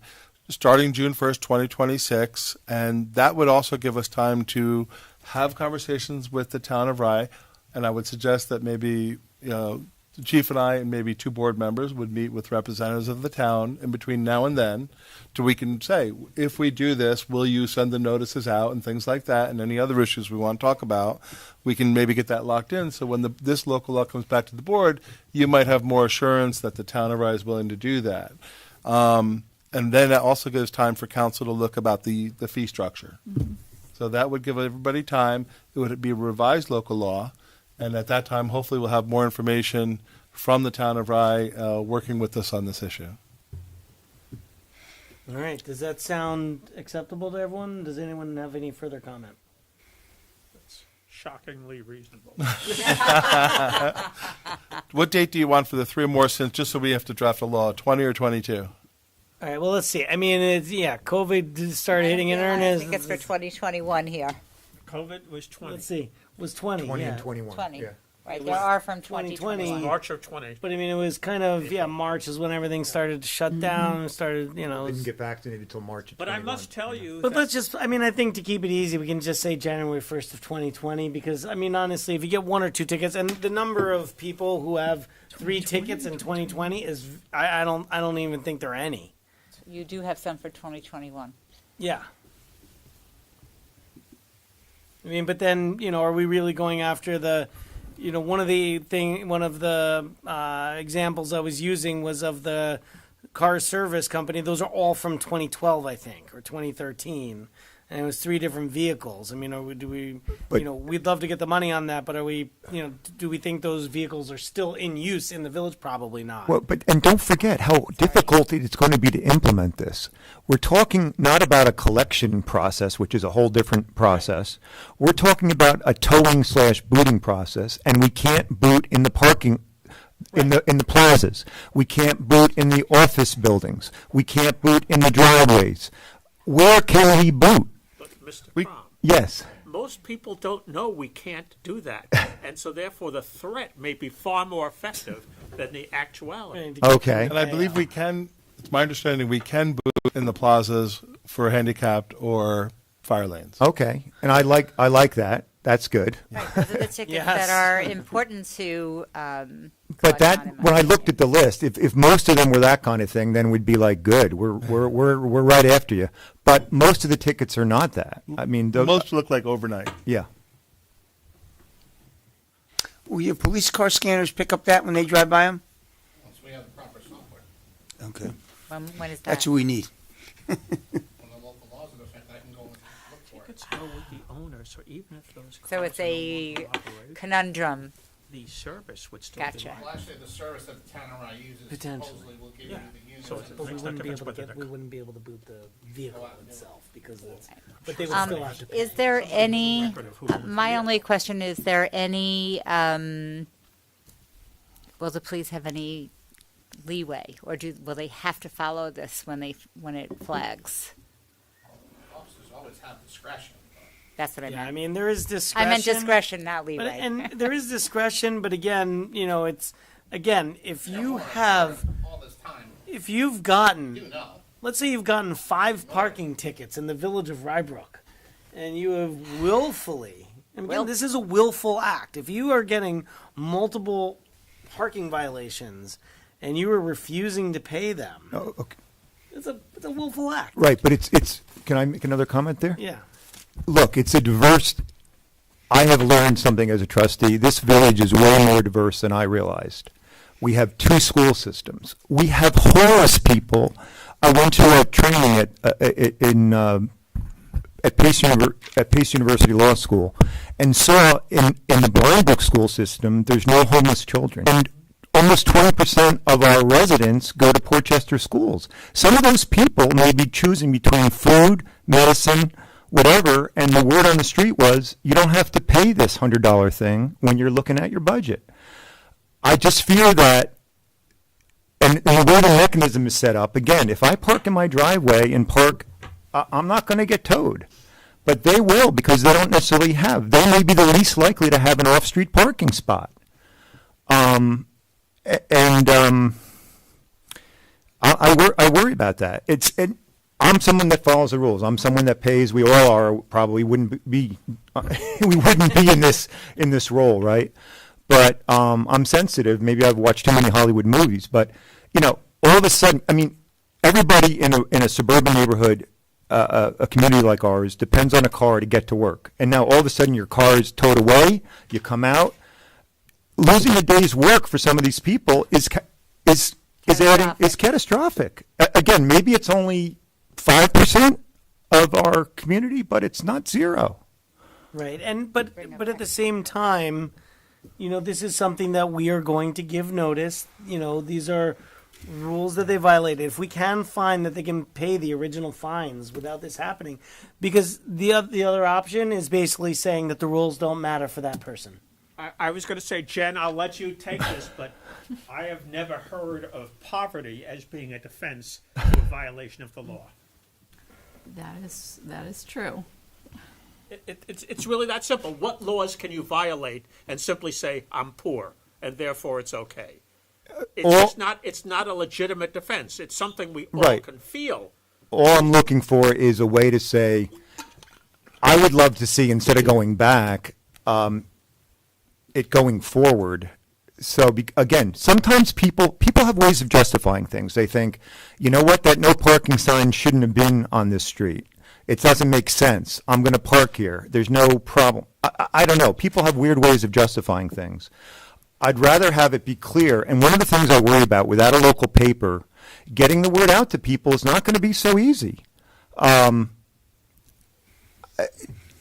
If in the old days there would be a front page story on the Rye Brook News that would say, "Hey, there's this whole big program," we would have people. I worry about a public hearing where we're not having testimony from the public. I would like to see some of these people that should have gone to court to plead their case, but didn't really think there was any. It wasn't being enforced, essentially, right? These tickets. But I think that's why we need a commitment from the town of Rye to send out notices. Right. Right, and I think that's what we're discussing is the notification process, a delayed start, making sure people understand what's going to happen, and then also looking into the possibility of paying the original fines on the past ones. Then I think we really need to look at moving forward that this is going to be in effect, and we're going to put public notice out there. People will get the notification. So, again, I think this is why we're going to give this a month. We're going to give ourselves a month to think about this again, get some answers. Both on what is capable within our own legislation, but also meet with the town of Rye to find out exactly what steps they're going to be taking. We can come to terms a little bit better on what we think the appropriate date is, and go from there. Yeah, no, I'm in favor of all that. Okay. All right. Can I have a motion and second then to keep the public hearing open? To adjourn the public hearing to the date of March. What's today? 24th. Yes. Because it'll be the same. To adjourn to March 24th. And if I could just say, we're adjourning prior to doing the final act on that. You're also making a motion to modify the local law to have 3 or more for those that have 3 or more violations since January 1st, 2020, with a delayed start to June 1st, 2026. Or I was going to say, or when Town of Rye. I'm hoping that not being a local law, because that would be really odd to Yeah, have in our it would be code. very But I'm difficult hoping we'll to have more enforce that. information, and then, based Okay, we on can that push meeting. it. We can push it back. Yeah, having the The date, or you could. Right. Having the not adopt effective even. date of a local law be reliant on something like whether a town provided notice. How is a general member of the public supposed to know that, right? has that notice happened? If it's Okay. objective, it's much better. Okay. So it's 3 or more since January 1st, 2020, and a delayed start to June 1st, 2026. Right. And again, we can change this again. Or you know, could not month adopt from it even at the end of the day. It's up to you. Absolutely. Okay. I think, so can I have a motion and second, please? So moved. Second. All right. Greg?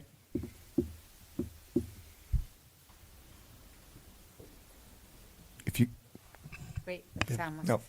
I was going to say, if you're watching, I know this isn't a well-watched, Against the State of the Union. yes, but if you feel strongly about this thing, please come to the, what's it called? The next the next public hearing on this subject and state your opinion. This is the way the sausage is made. We got to hear from you. Okay. So, Trustee Epstein. Yes. Trustee Heiser. Yes. Trustee Crom. Yes. Trustee Morlino. Yes. Mayor Klein. Yes. Thank you. Resolution. If I could oh, just add yes, too, I just please. want to give any sense to the public. The delayed start is simply about when the law would take effect for potentially impounding or not towing or booting vehicles. But any fines or any tickets would still be issued. You still have to pay. This is not Yes. a. It does not mean that does you not can't. mean you that can you ignore don't the have to pay tickets. your tickets between now and June 1st. Correct. And any previous tickets, and anyone watching at home who has a previous ticket that is owed, please know the Town of Rye is going to be issuing letters. There may be, they may have a consultant hired. They may do it internally, but the idea is to collect the money owed that you probably should have paid as soon as you got the ticket. All right, moving along. Don, just a point Yes. that you raised, Yeah. because I am a bleeding heart. If somebody acknowledges that they haven't paid the tickets and they owe the money, then they can say, but could you cut me some slack? Yeah. But at least acknowledge that you're in default. Right. Right, and there is some discretion in the courts as well. Right. Yeah. That should be explained to people. Yeah. 7.6 and 7.7 should be tabled. Oh, okay. Good night. All right, I was about to move to 7.6. All right, so we are going to table 7.6, 7.7.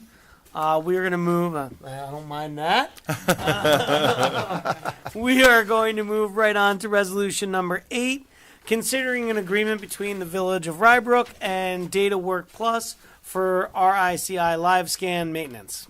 Okay, whereas the Village of Rybrook Police Department utilizes a Ricky scanning system to assist the police department operations, and whereas Rybrook Police Department needs to provide maintenance for the Ricky scanning system to maintain its effectiveness, and whereas the Village of Rybrook received a 1-year proposal from DataWorks Plus of Greenville, South Carolina, for a cost of $3,100, and whereas the Village of Rybrook is interested in accepting this proposed agreement, and therefore be it resolved that the Board of Trustees hereby approves the proposed 1-year agreement with DataWorks Plus of Greenville, South Carolina, for a total cost of $3,100, subject to the modification by council, and be it further resolved, the mayor and administrator are authorized to execute and deliver all documents necessary or appropriate to accomplish the purposes of this resolution. Thank you, Chris. Can I have a motion and second, please? So moved. Second. And I understand this is in regards to fingerprinting. Chris, if you want to give a little background. This would Can I ask be one the chief that would do that. hypo thing? Is it Works Plus or Work Plus? I see it spelled both ways. Good question.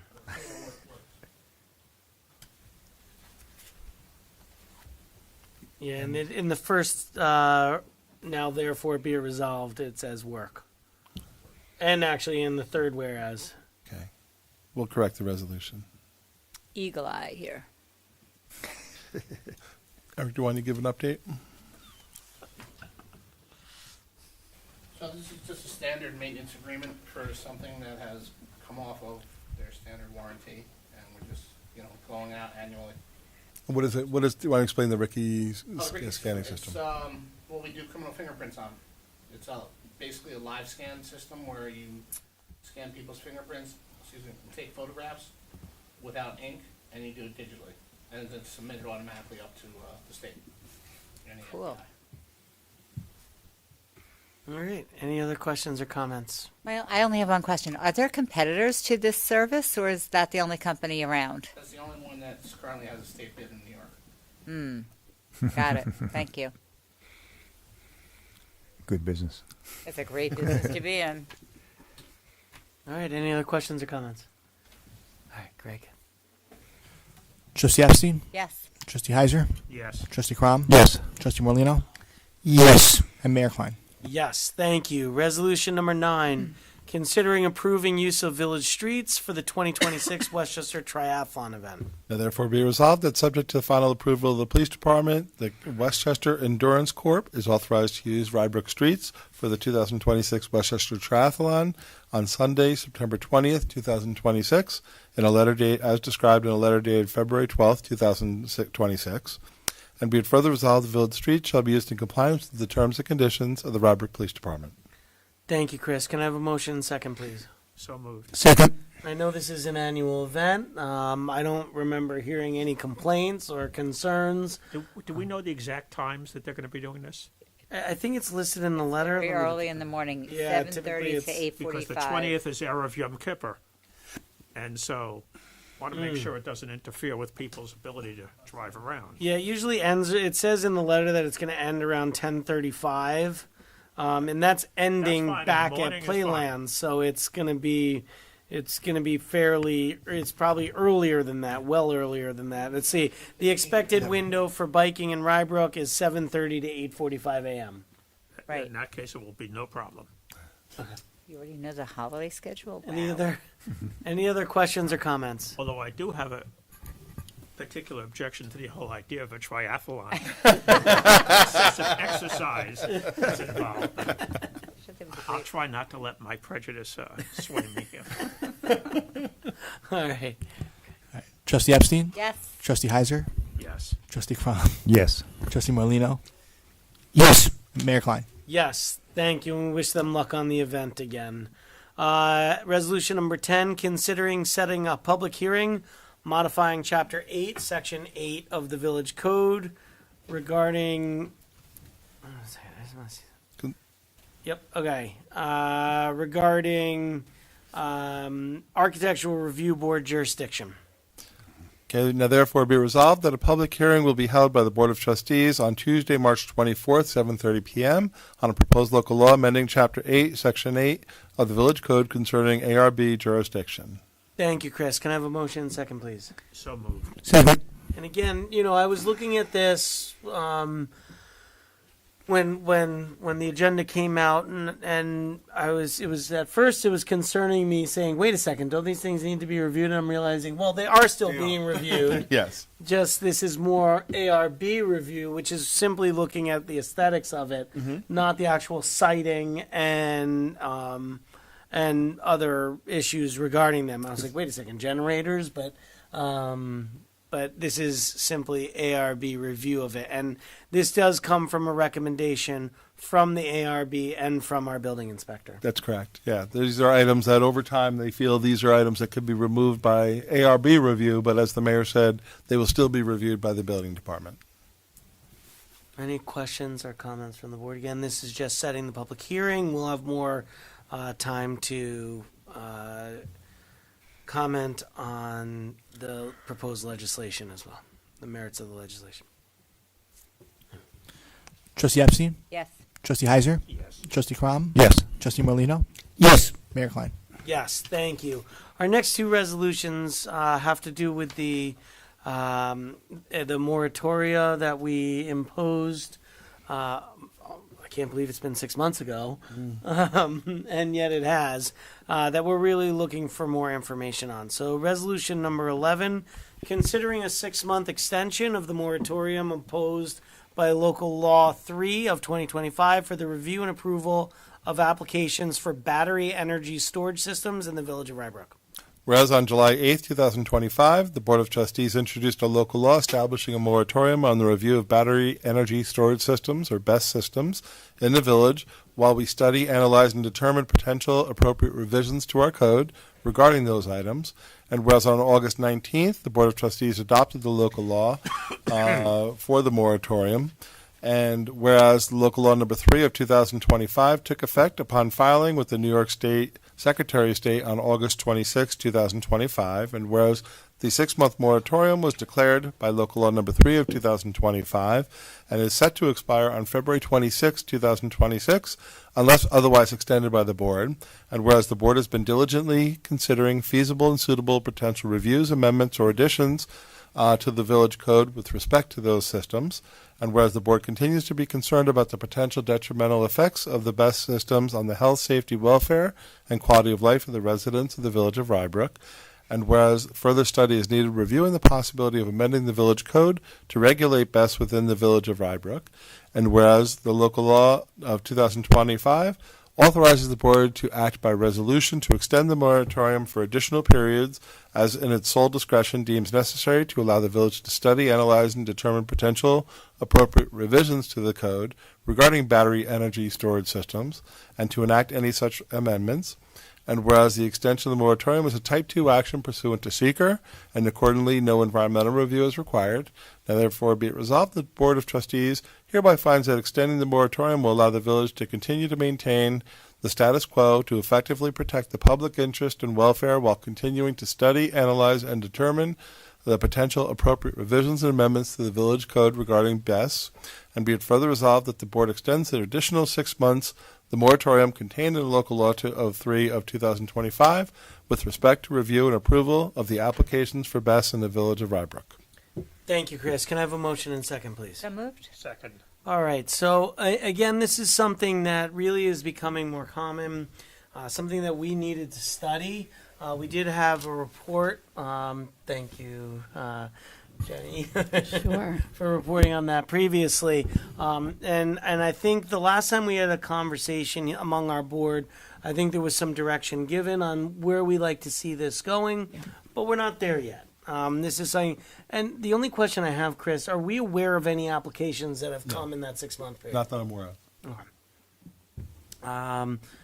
And is there further comments? Yeah, I'll just note, I did provide to the board, in response to some of the discussion we had in January when I came and gave a report, some of the direction that I received from the board is that you might be interested in exploring a floating zone option for regulation of BESS. So I did provide to you, and it's in your materials for today, a memo that summarizes what 2 municipalities in Westchester have done similar to that. 2 municipalities have enacted a floating zone option for the regulation of BESS, and that's the town of Ossining and the village of Tarrytown. So the memo summarizes those provisions and then gives a recommendation for kind of pulling the best pieces of what Ossining did and what Tarrytown did to tailor it to Rybrook.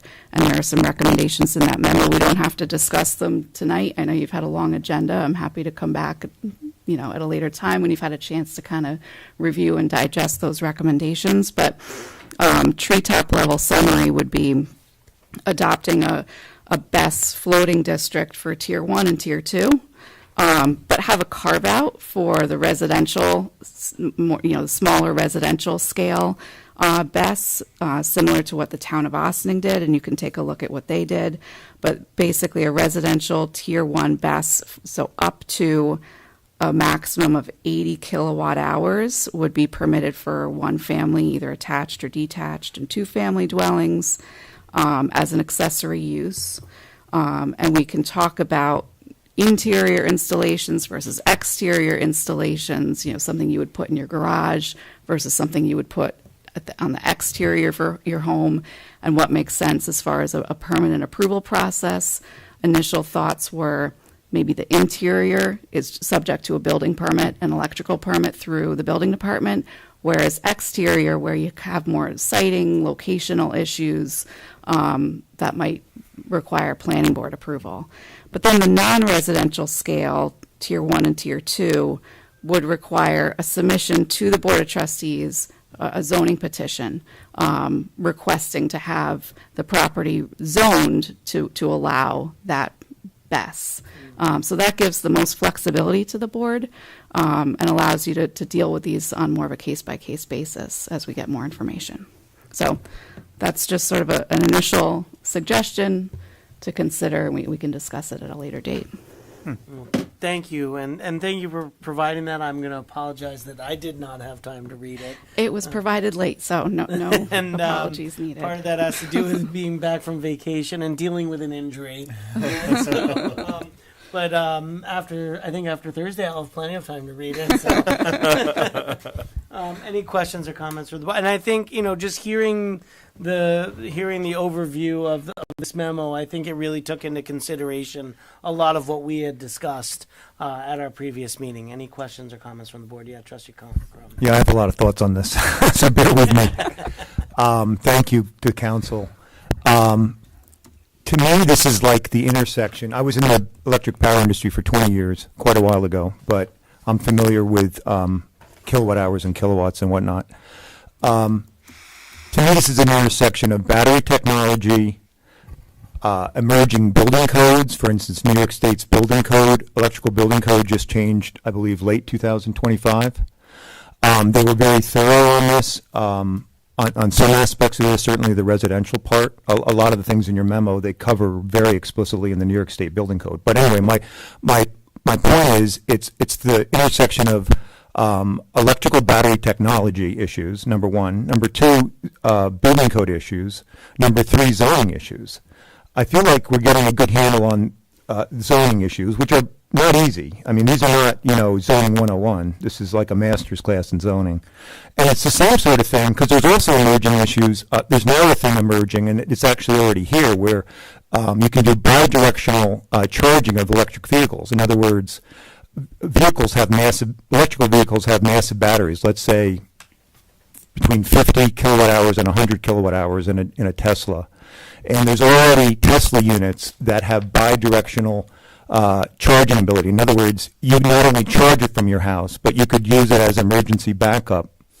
And this is something that's impacting this issue. Like, the electrical code in New York says 40 kilowatts, you can only have 40 kilowatt hours in your garage. But what if you have an 80 kilowatt hour car? Do you have to park that outside to charge? And also to fuel your house? So what I'm saying is, I don't mind extending this moratorium. I think it's a good idea. But I do think we need some more process to have staff, our building department and or an outside expert give us testimony on where the lines should be drawn into how big. For instance, the City of Rye, from your first memo, Jennifer, your first memo, you pointed out that the City of Rye had a public hearing on this, and they had a lot of outcry about the fire risk. By the way, New York City is very, very conservative on these limits. So, whereas the residential limit in New York State Code is 80 kilowatt hours, Tier 1 stops at 600 kilowatt hours. Rye drew the limit at 80 kilowatt hours. They said, listen, we'll allow these things up to 80 kilowatt hours. My understanding is most home systems, if you had it to back up a solar system, would be in the area of 20 to 30 kilowatt hours. So 80 is pretty big. To me, we shouldn't be talking about Tier 2 at all. But anyway, back to the original point. Sorry to wander. But I think we need some way to have a recommendation on the technical side to this group, because it's already enough on the zoning stuff. But, to say to most people, should the line be drawn at 80 kilowatt hours like the City of Rye did? Should it be 600 kilowatt hours like, was it Osmond did, or more? And the fire risk, I guess the other thing is the fire risk issues are emerging. There's been fires, my understanding, in Orange County. So there's fire risks. We're very sensitive to fire here. We've had very strict fire codes. We have a very good fire department, as we saw earlier tonight, but we also depend on Portchester for a huge part of our firefighting thing. Portchester, even though our guys might end up being trained on some of this, we have to also depend on Portchester being trained up. So anyway, I would like to have I don't want to say a task force, but I would like to have a date, instead of waiting another 6 months, set a date where we could have some technical recommendations. I don't know whether it's from the building department or who. I think, but- I think other municipalities that have, endeavored to adopt best regulations have relied on an outside expert. I mean, this is highly technical Right. information. I mean, you have a very good grasp on it, but I think it's, it's outside of the wheelhouse of the general public for sure. And I'm sure, many members of the board. So while I can certainly advise on zoning and the planning aspects of it, I certainly, and no one in my office can advise on the technical, scientific aspects of what you're considering. So Right. if the board is interested in looking for proposals for an outside consultant to assist with this, we can look for somebody. There might also be opportunities through NYSERDA to have a representative from NYSERDA speak to the board. Yes, that's a 'cause good idea. They have specific individuals within NYSERDA that are kind of tasked with training on these issues. Educating us. Yes. Yes, yes. absolutely. I imagine other municipalities will want to think about this as well, just like you just got the task force together, way back, Chris, for the Con Edison. We may want to have that expertise shared with the rest of the municipalities as well, so that way everybody can learn at the same time. But I have one question for you, Mr. Crom. Yes. If the Teslas have 80 kilowatt capacity and people are garaging them now, Yeah. so we already have this. So that's N- part. No, but it's not discharging. It's only. it's charging, but it is an issue. It's an issue. So that is a factor in these decisions as well, because we have it. Right. So we have electric vehicles with massive batteries being stored in garages, but the regulations there are sort of automotive regulations, and the fire code is starting to catch up to this. Okay, so that's a factor So- I think that we should think about as well, because it's here. So delaying is not going to be a good thing. Right, well, if we keep on kicking the can. As an example, what Rye did is they drew the limit at 80 kilowatt hours, which is pretty low, and they exempted automobiles, which I don't know, implicitly did they say you could have bidirectional charging of an electric vehicle parked in a garage? I don't know. Because but the building codes, the New York State Building Code takes care of some of this. I don't think we have to draft a lot of these provisions. What Rye did, City of Rye, is they referred very heavily to the New York State Building Code, which was just updated. They said 80 kilowatt hours, but you must follow the New York State Code, which says you can only have 40 kilowatt hours in your garage, et cetera, et cetera. So, Yeah, certainly any of these installations would be subject to building permit, electrical permit through our building department. The question is, what additional regulation beyond that would you Right. want to impose? Chris, I think there's clearly validity to having a primer on the technical aspects of this. What form would you see that taking? I mean, I think having NYSERDA come in probably makes the most sense if they'd be willing to I don't know if they'd come in just to see us or if they would come in and do like a educational program, and we can ask. I mean, if you're looking to have them ask, we could ask them. I was to going to do say, that this and is host so it. beyond my ken. I cannot imagine making an intelligent decision on a topic that's as technical as this. I think if they come in, not only we'll educate ourselves, educate the public, especially if it's a public meeting. We can ask. We can ask if it's feasible. No harm in asking. No. I feel like we have to have something, otherwise we're just going to be here in 6 months saying, let's extend it again, because... Chris? Yes? I would think that the village of Portchester would be interested in this.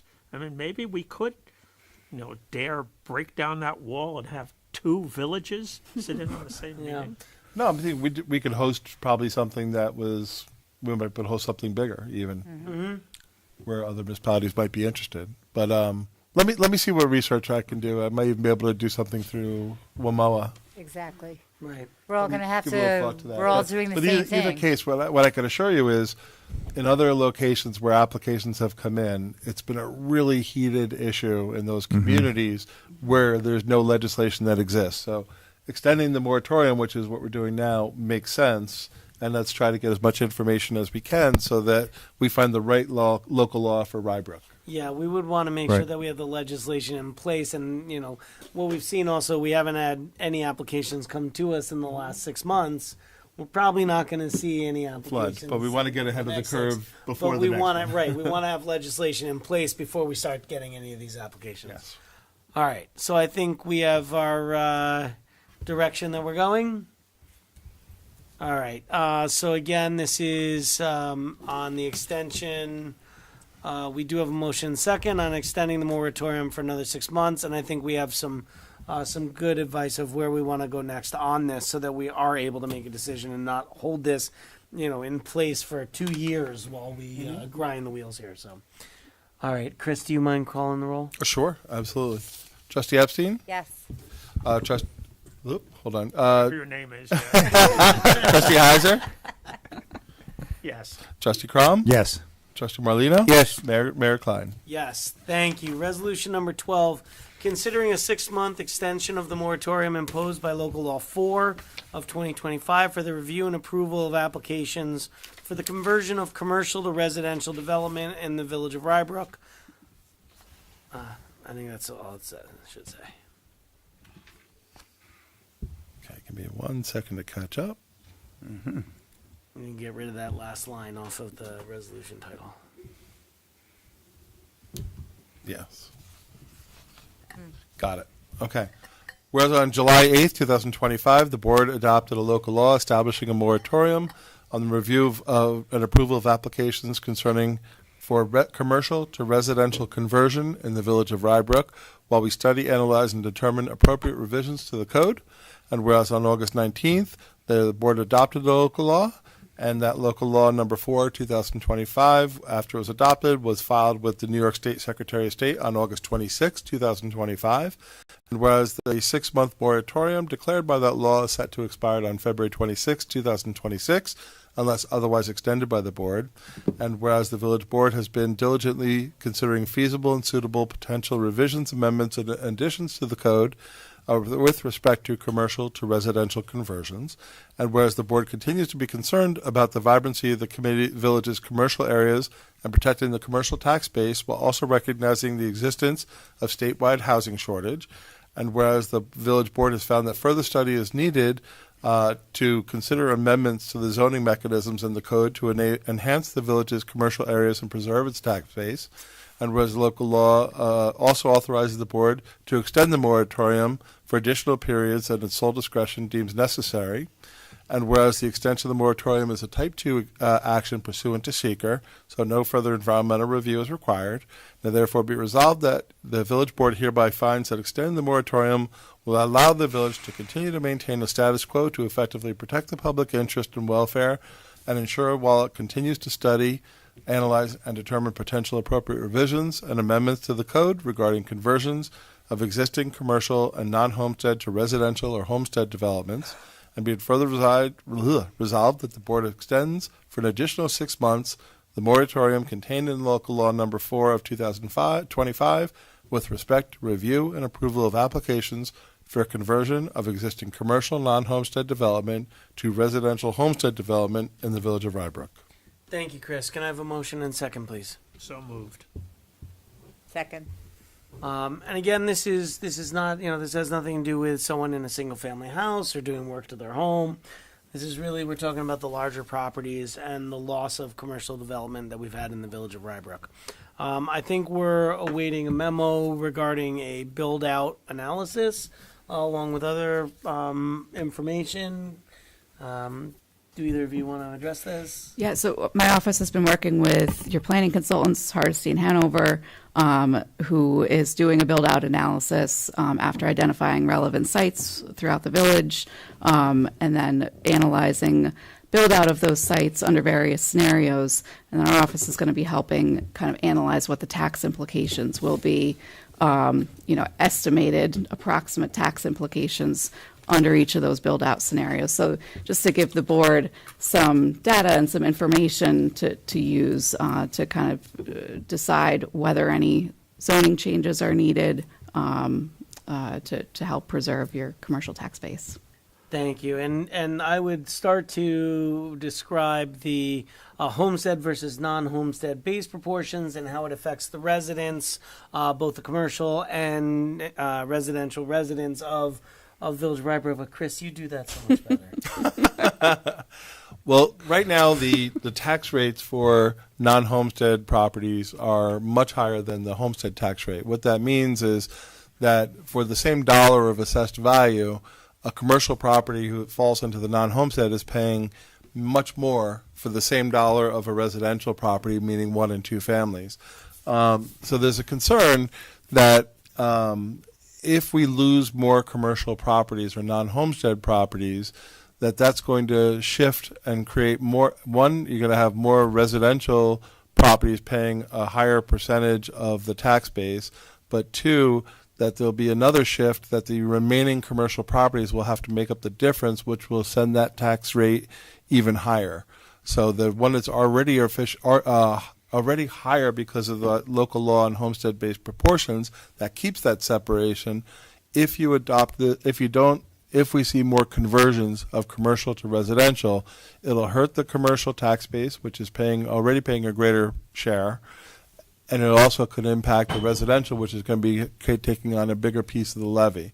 So this is something we're concerned that our commercial properties will many of them will change to the residential in a way that could really cause a disruption on the tax base. So we want to make sure that if there's legislation that could take place to make sure that if there, for instance, is going to be more conversions to residential, that it's residential that might fall into the non-homestead class, not the homestead class, which can help still preserve it while still allowing the consideration for the board to allow for residential development. Right, and that's really what's key to us is that there's in the open space that currently isn't used. We want there to be able to find uses for this, and we know that there's interest in those. But at the same time, we need to be able to make sure that we're protecting our residents. And again, this has to do with both the non-homestead and the homestead residents. That we don't want our commercial properties having to face a larger burden, and we don't want a tremendous amount of that burden shifting to the more homestead or residential properties. So this is just a pause. This is not saying that we are not open to development. Certainly the Village of Rybrook is open to development. We just want to make sure it fits and that this is going to be done in a way that, again, is protecting the taxpayers of Rybrook. Yes, and we should say, too, there is also a hardship provision where if there was an application that came in and a hardship was demonstrated, that the board could still review that application during the moratorium. Right. Thank you, Chris. Any questions or comments from the board? Yes, Trustee. The first resolution, resolve clause really says it all in terms of what we need.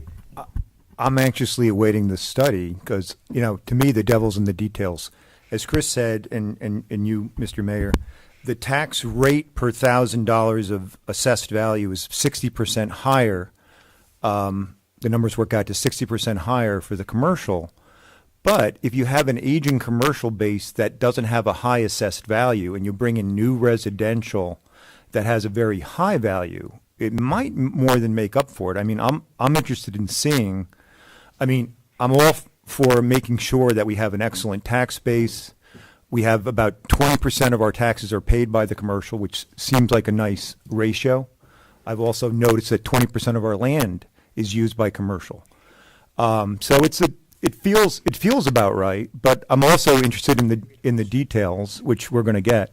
The other thing I would say to people, and Chris has pointed this out before, don't mistake when you say homestead and non-homestead, it kind of loosely converts to commercial and residential, but there are exceptions. In other words, there could be things that appear to be commercial that are really could be quite dense residential. So I would say, again, the devil's in the details, and stay tuned. The community should stay tuned and make your voices heard too. Because I've also heard from, I just want to say I've heard, and this is probably not the right time because I'm in favor of extending it, but I've heard from quite a number of people that they like the character of Rybrook, and they like the residential. It's a green leafy residential village. They like that.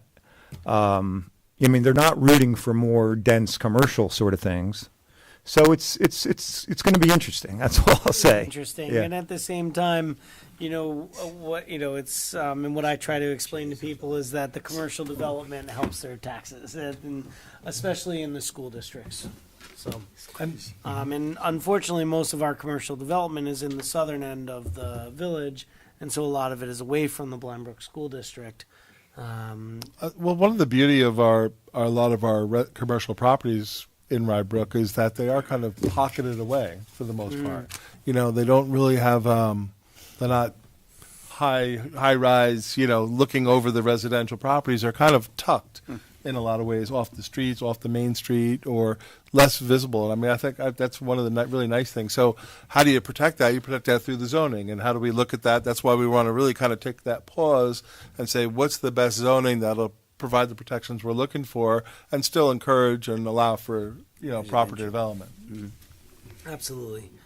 All right. So again, we're this is not Rybrook saying that we're against development. We're just taking a pause here to make sure we have all of our information. And again, Chris, I would ask the same question: have we heard of any large applications coming in the last 6 months?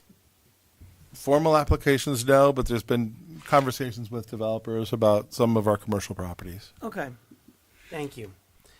All right. Any other questions or comments from the board? Again, this is just an extension of the moratorium that's in place. Nope. Good idea. Trustee Epstein? Yes. Trustee Heiser? Yes. Trustee Crom? Yes. Trustee Morlino? Yes. And Mayor Klein? Yes. Thank you. Resolution number 13, considering awarding contract number 2603, elevator maintenance. Whereas the Village of Rybrook has solicited bids for contract 2603 elevator maintenance, and whereas it was advertised in the Journal News, or Lowhead is the official newspaper, on January 30th, 2026, and was also made available on the Empire State Purchasing Group bid system. And whereas at 10 a.m. on Friday, February 13th, all bids were opened, and summarized below. We received 3 bids. One was from New York Elevator, Stony Point, New York. Another is from Specialized Elevator Corp., doing business as Excel Elevator and Escalator of Secaucus, New Jersey. And the third was from LJM Construction, doing business as Keystone Elevator Group in Carmel, New York. Now, therefore, be resolved that following review of the bids, the Administrator and Superintendent of Public Works and the Village Board of Trustees has determined that the lowest responsible bidder meeting the requirements of this contract is LJM Construction, doing business as Keystone Elevator Group of Carmel, New York, for a total base bid amount of $45,900, with mechanic rates at $150 an hour, $225 and $225 in each of the following years, and the helper rates at $100, $150, and $150 through May 31st, 2030. And be it further resolved, the Mayor and Administrator are authorized to execute and deliver all documents necessary or appropriate to accomplish the purposes of the resolution. Thank you, Chris. Can I have a motion and second, please? Motion. I heard them both at the same time. I don't know who the motion and the Didn't second. hear the second. Who's second? I will accept second. So this is a 5-year, Right. 5-year bid, and there's rates for mechanic helpers and mechanics. Thank you, Chris. And we don't have a ton of elevators in the village in our buildings. I think I'm counting 4. There may be more than that. 5, I guess. Huh? 3. 3? Yeah, we have Village Hall, we have the 2 at firehouse, William? and Highway. There's only 1 at the highway. 3. Right? So 1 here, 1 there, 1. Yeah, there's 3. Okay. Only 3. All right. My only concern about this, I know at a recent, and I think I talked to you about this, Chris, but maybe I forgot to. At the most recent library meeting that I was at, there was some discussion because, the library has a limited number of elevators as well. Is there, and again, this is, we're looking into this for this contract. But maybe in future contracts, we want to look into if there's a way that between the Village of Portchester, the Village of Rybrook, the shared library, perhaps there's a way we could share services on this and see if we can get a better contract if it's shared among, because then it's Sure. economy of scale when you start to expand the number of elevators. This Yes. is going out 5 years, so. No, I know. No, but when there's other bids, It's already and we been do bid. things, and Yeah. we are pleased with the pricing here. I'm very pleased. So Good. we don't want to see it go away, but we will keep that in mind if there's other types of services where we can do that together. It's great. And we certainly have done that with the schools too over the years. Yeah, so you may want to talk to, you know, the folks in Portchester, see what, you know. And I mean, I just know it was an idea that came up. So. Yep. Sounds good. All right, any other questions or comments? You already know what my comment is about. I know what you're please, no, but please say your comment. Because I would like to hear. It's still hard for me to believe that all three of these people bid on the same thing, and one of them is 300% more than the other. Yep. Why they But bid. the Somehow two that- were incredibly close. Yeah, the other two they were very close, close. but one of them is, a lot more. All right. Any other questions or comments? Trustee Epstein? Yes. Trustee Heiser? Yes. Trustee Crom? Yes. Trustee Morlino? Yes. Mayor Klein? Yes, thank you. Resolution number 14, considering approval of the minutes for the meeting held on January 27th, 2026. Now therefore be resolved that the Village Board of Trustees approves the minutes for the meeting held on January 27th, 2026. Thank you. Chris, can I have a motion and second, please? So moved. Second. Did anyone have any Thank you. comments on that? I'll take second from you. All right, all in favor? Aye. Opposed? I wasn't. All right, administrators report. That's right. I have a question, if the board is open to it. We did receive the Town of Rise homestead resolution. Oh, okay. So the board, if you're okay, if you refresh your agenda, we did put it in here as a backup if the board is Let me willing to refresh my consider it. agenda. I did not refresh it since the meeting started, so. Yeah. All right, so we're going to move to resolution number 15. Which is simply adopting the homestead-based proportions that the Town of Rye already approved. They just asked us to concur. Right, and again, I don't think in my time here, we've never had any comment on this. No, This and is- it's actually a town decision anyhow, but Right. they do like to make sure. But these are the base proportions that are most favorable to the homestead properties. Right, and this is, and again, the idea is to bring these closer together as time goes on. Mm-hmm. It's been hovering pretty much the same, but again, that a lot of that has to do with what development is in here. So, and as board Chris okay? said, this is a decision made by the town. Do we want to put this on? I mean, this helps with the budget process. I'm fine acting on the resolution now, unless anyone has any concerns. They do all the calculations, right? They do the They calculations. did the valuations and the calculations. Done by the town Yeah. in coordination with the New York State Office of Real Property Tax Services. Is there any way for us to check it? No, right? So we're just, nodding our heads. yeah. Damn thing. Like if you say so is what we're saying. So, yeah, they like to know that we are aware and that we're comfortable with the decision, and the reason is there is flexibility. The board, you can adopt rates that are not the most beneficial for the homestead properties. You can do anything in between. You could do anything from the actual distribution to this distribution. This one is always selected because it's most favorable to the homestead property. But I'll have to have a conversation with you sometime because the last tax year, the increase fell disproportionately on the homestead. No, the other way. I mean, in terms of the increase of the taxes that they paid, no? This is where we talked, there's several things that come into play here. The Yeah. base proportions looks at the actual values of both, and it gives you a proportion, and based on how those values are changing over time. And in theory, you hope that it's going to move closer to what is actually the case.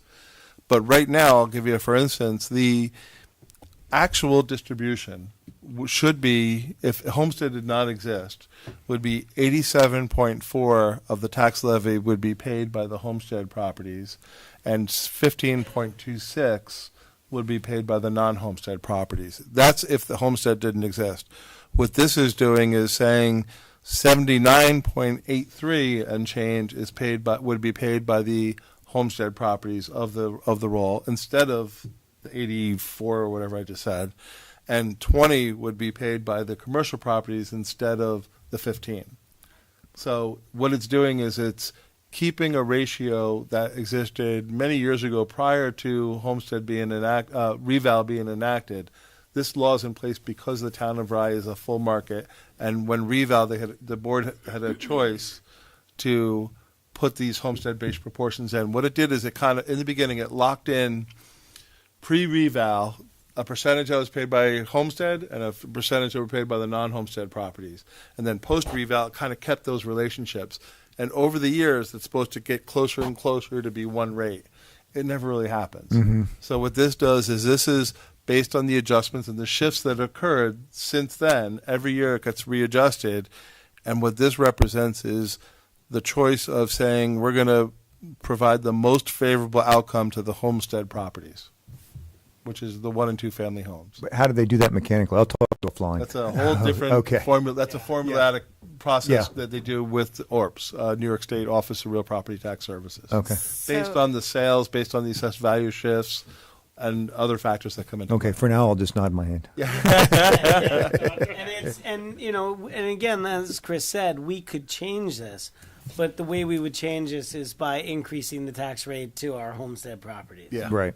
Which I wouldn't be in favor of. No, neither would I. Of course, I love our commercial people, too. Yes, we do love them, and we want more of them. There was much more commercial in the other sections that What other comprise sections? of the town of Rye, not just Rybrook. I This thought it is was- strictly in the Rybrook tax Oh, area. thank you. Thank you. Yeah. Never mind. Nope. All right, so if everyone's comfortable with it, we will add on this resolution. So resolution number 15, considering the adoption of local adjustments for homestead and non-homestead base proportions. Whereas on January 25th, 2005, the Board of Trustees adopted a local law relating to the adoption of the homestead-based proportions, and whereas the town of Rye assessor has prepared homestead and non-homestead-based proportions for the Village of Rybrook's review, and whereas on February 19th, 2026, the Town of Rye Town Board adopted a resolution that establishes different rates, 2 separate rates for the provision under the real property tax law for the 1 homestead-based proportion at a rate equal to 79.834242, and 2, the non-homestead-based proportion equal to a rate of 20.165758, and whereas authorize the town assessor to file a statement of locally determined homestead-based proportions pursuant to the real property tax law, commonly referred to as the homestead tax option, based on the 2025 assessment roll, which was completed, verified, and filed in 2025 for the 26-27 village budget and tax rates. And whereas the Board of Trustees also wishes to concur and adopt the local adjustments to these homestead-based proportions that will be used to establish the tax rate for both homestead and non-homestead properties for our upcoming village budget for 2026-27.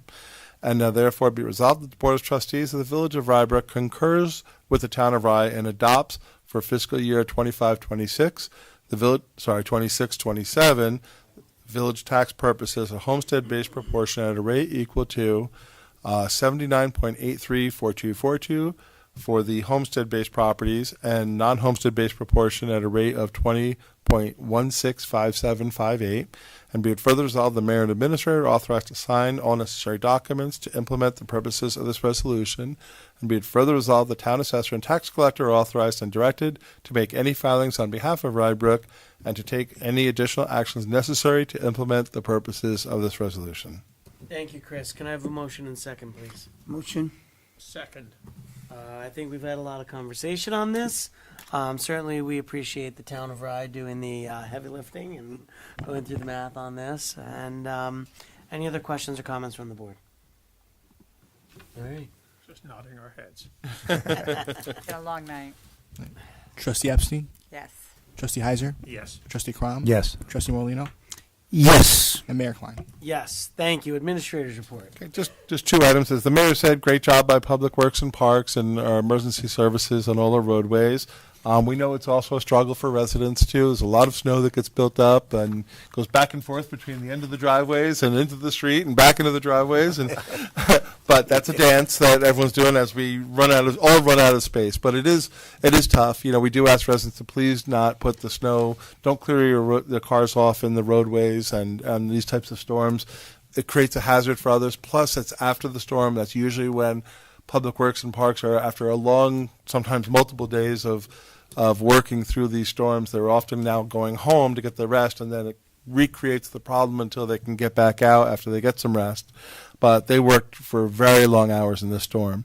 We also asked for residents' help in kind of digging out the areas like around the hydrants and ultimately the sidewalks. Again, a lot of snow out there. We always are understanding that it takes a little bit of time to get there, so we don't rush right out to enforce it, but we also need to make sure that people who do walk have that ability to safely get on the streets.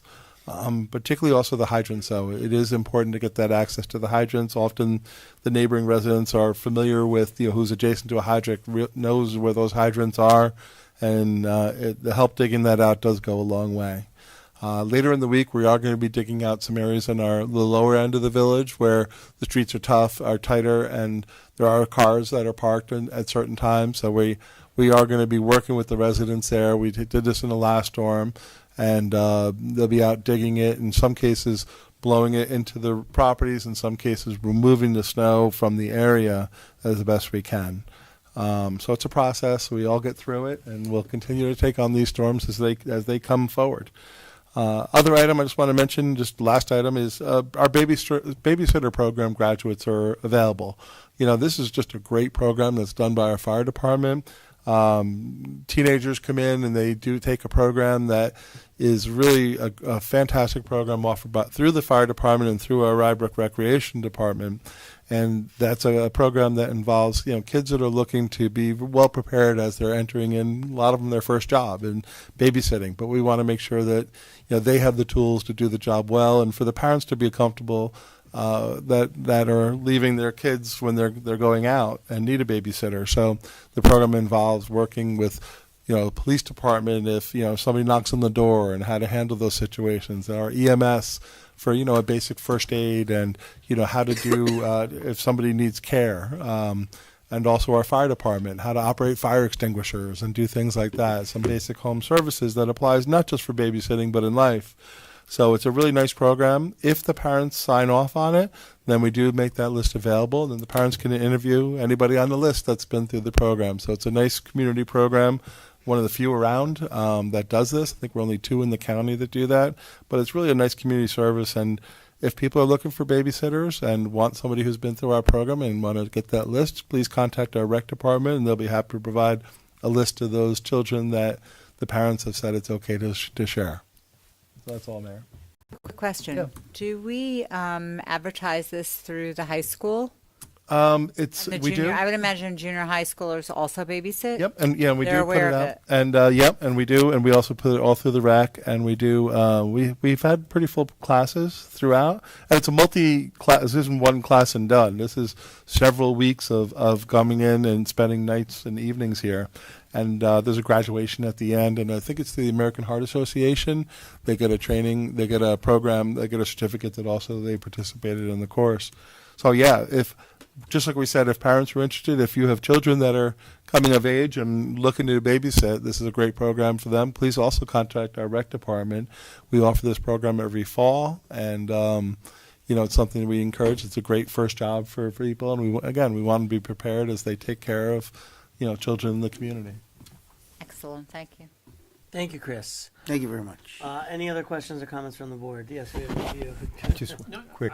I just want to, although it's been said already, Michael, please congratulate your guys. They did an amazing job in horrendous conditions. Just real quick, our community library that we share with Portchester is celebrating a 150-year anniversary. This Saturday, they've advertised a program on Facebook and on their website. So the Portchester, I guess it's called the Portchester-Rybrook Library. The building's 100 years old, but it's been in existence for 150 years. And so they're having a lot of events this Saturday. The public is welcome. That's great. Yes, and I will make it if I can. Otherwise, I'll be there. Great. Yeah. So I would like to take a moment and to also thank the highway staff, the parks, and the mechanics as well. This was a 36-hour storm. It wears down the crews, basically working all these hours and blinding lights and flashing lights going on and off. It takes a toll on staff, okay? But I am proud of them. They did awesome. We had some equipment issues which we worked through. Everybody is all hands on deck, and also want to say thank you to the board for giving us the equipment that makes a difference in these types of events, because it's basically a grind. It's a duration storm. It takes a toll on our trucks and our equipment. The sub-zero temperatures, us changing over to liquids and chemicals makes a difference. So also thank you to the board, but I'm very proud of the staff. They're amazing. So their job is harder than mine in these issues. They're out there. I'm behind the scenes helping them. So I'm very proud of them. So you're warm and inside. Not always. Not always. Well, and our job is certainly easier than theirs as well. But I have to say, most of the comments I got during the storm were overwhelmingly positive. And I think at this point most residents know, you travel around Rybrook, you travel outside of Rybrook, you see the difference. And so we are very appreciative of everything they do. So thank you. Yeah, I was going to say, I saw your trucks in the middle of the storm going back and forth, even on my little street. And so it was very impressive. It really was. And then on Monday, when everybody's driveway was unplowed, the streets were blacktop. Yeah. It was really unbelievable. And so just kudos to every one of them. Absolutely. Cool. Thank you. And please extend our thanks to everyone. Hopefully they're sleeping. Yeah, hopefully they are. I'm getting some much needed rest, as I put in a text to Chris Yes. at the end of the storm. All right. Any comments from the public on non-agenda items? Don't shout at once. Public government at its best. Yeah. and we are all volunteers sitting up here, so and we appreciate you sticking around for the meeting. All right, given none, the next meetings of the Board of Trustees will be March 10th and March 24th of 2026. Thank you and have a good night. Bye-bye. Good night.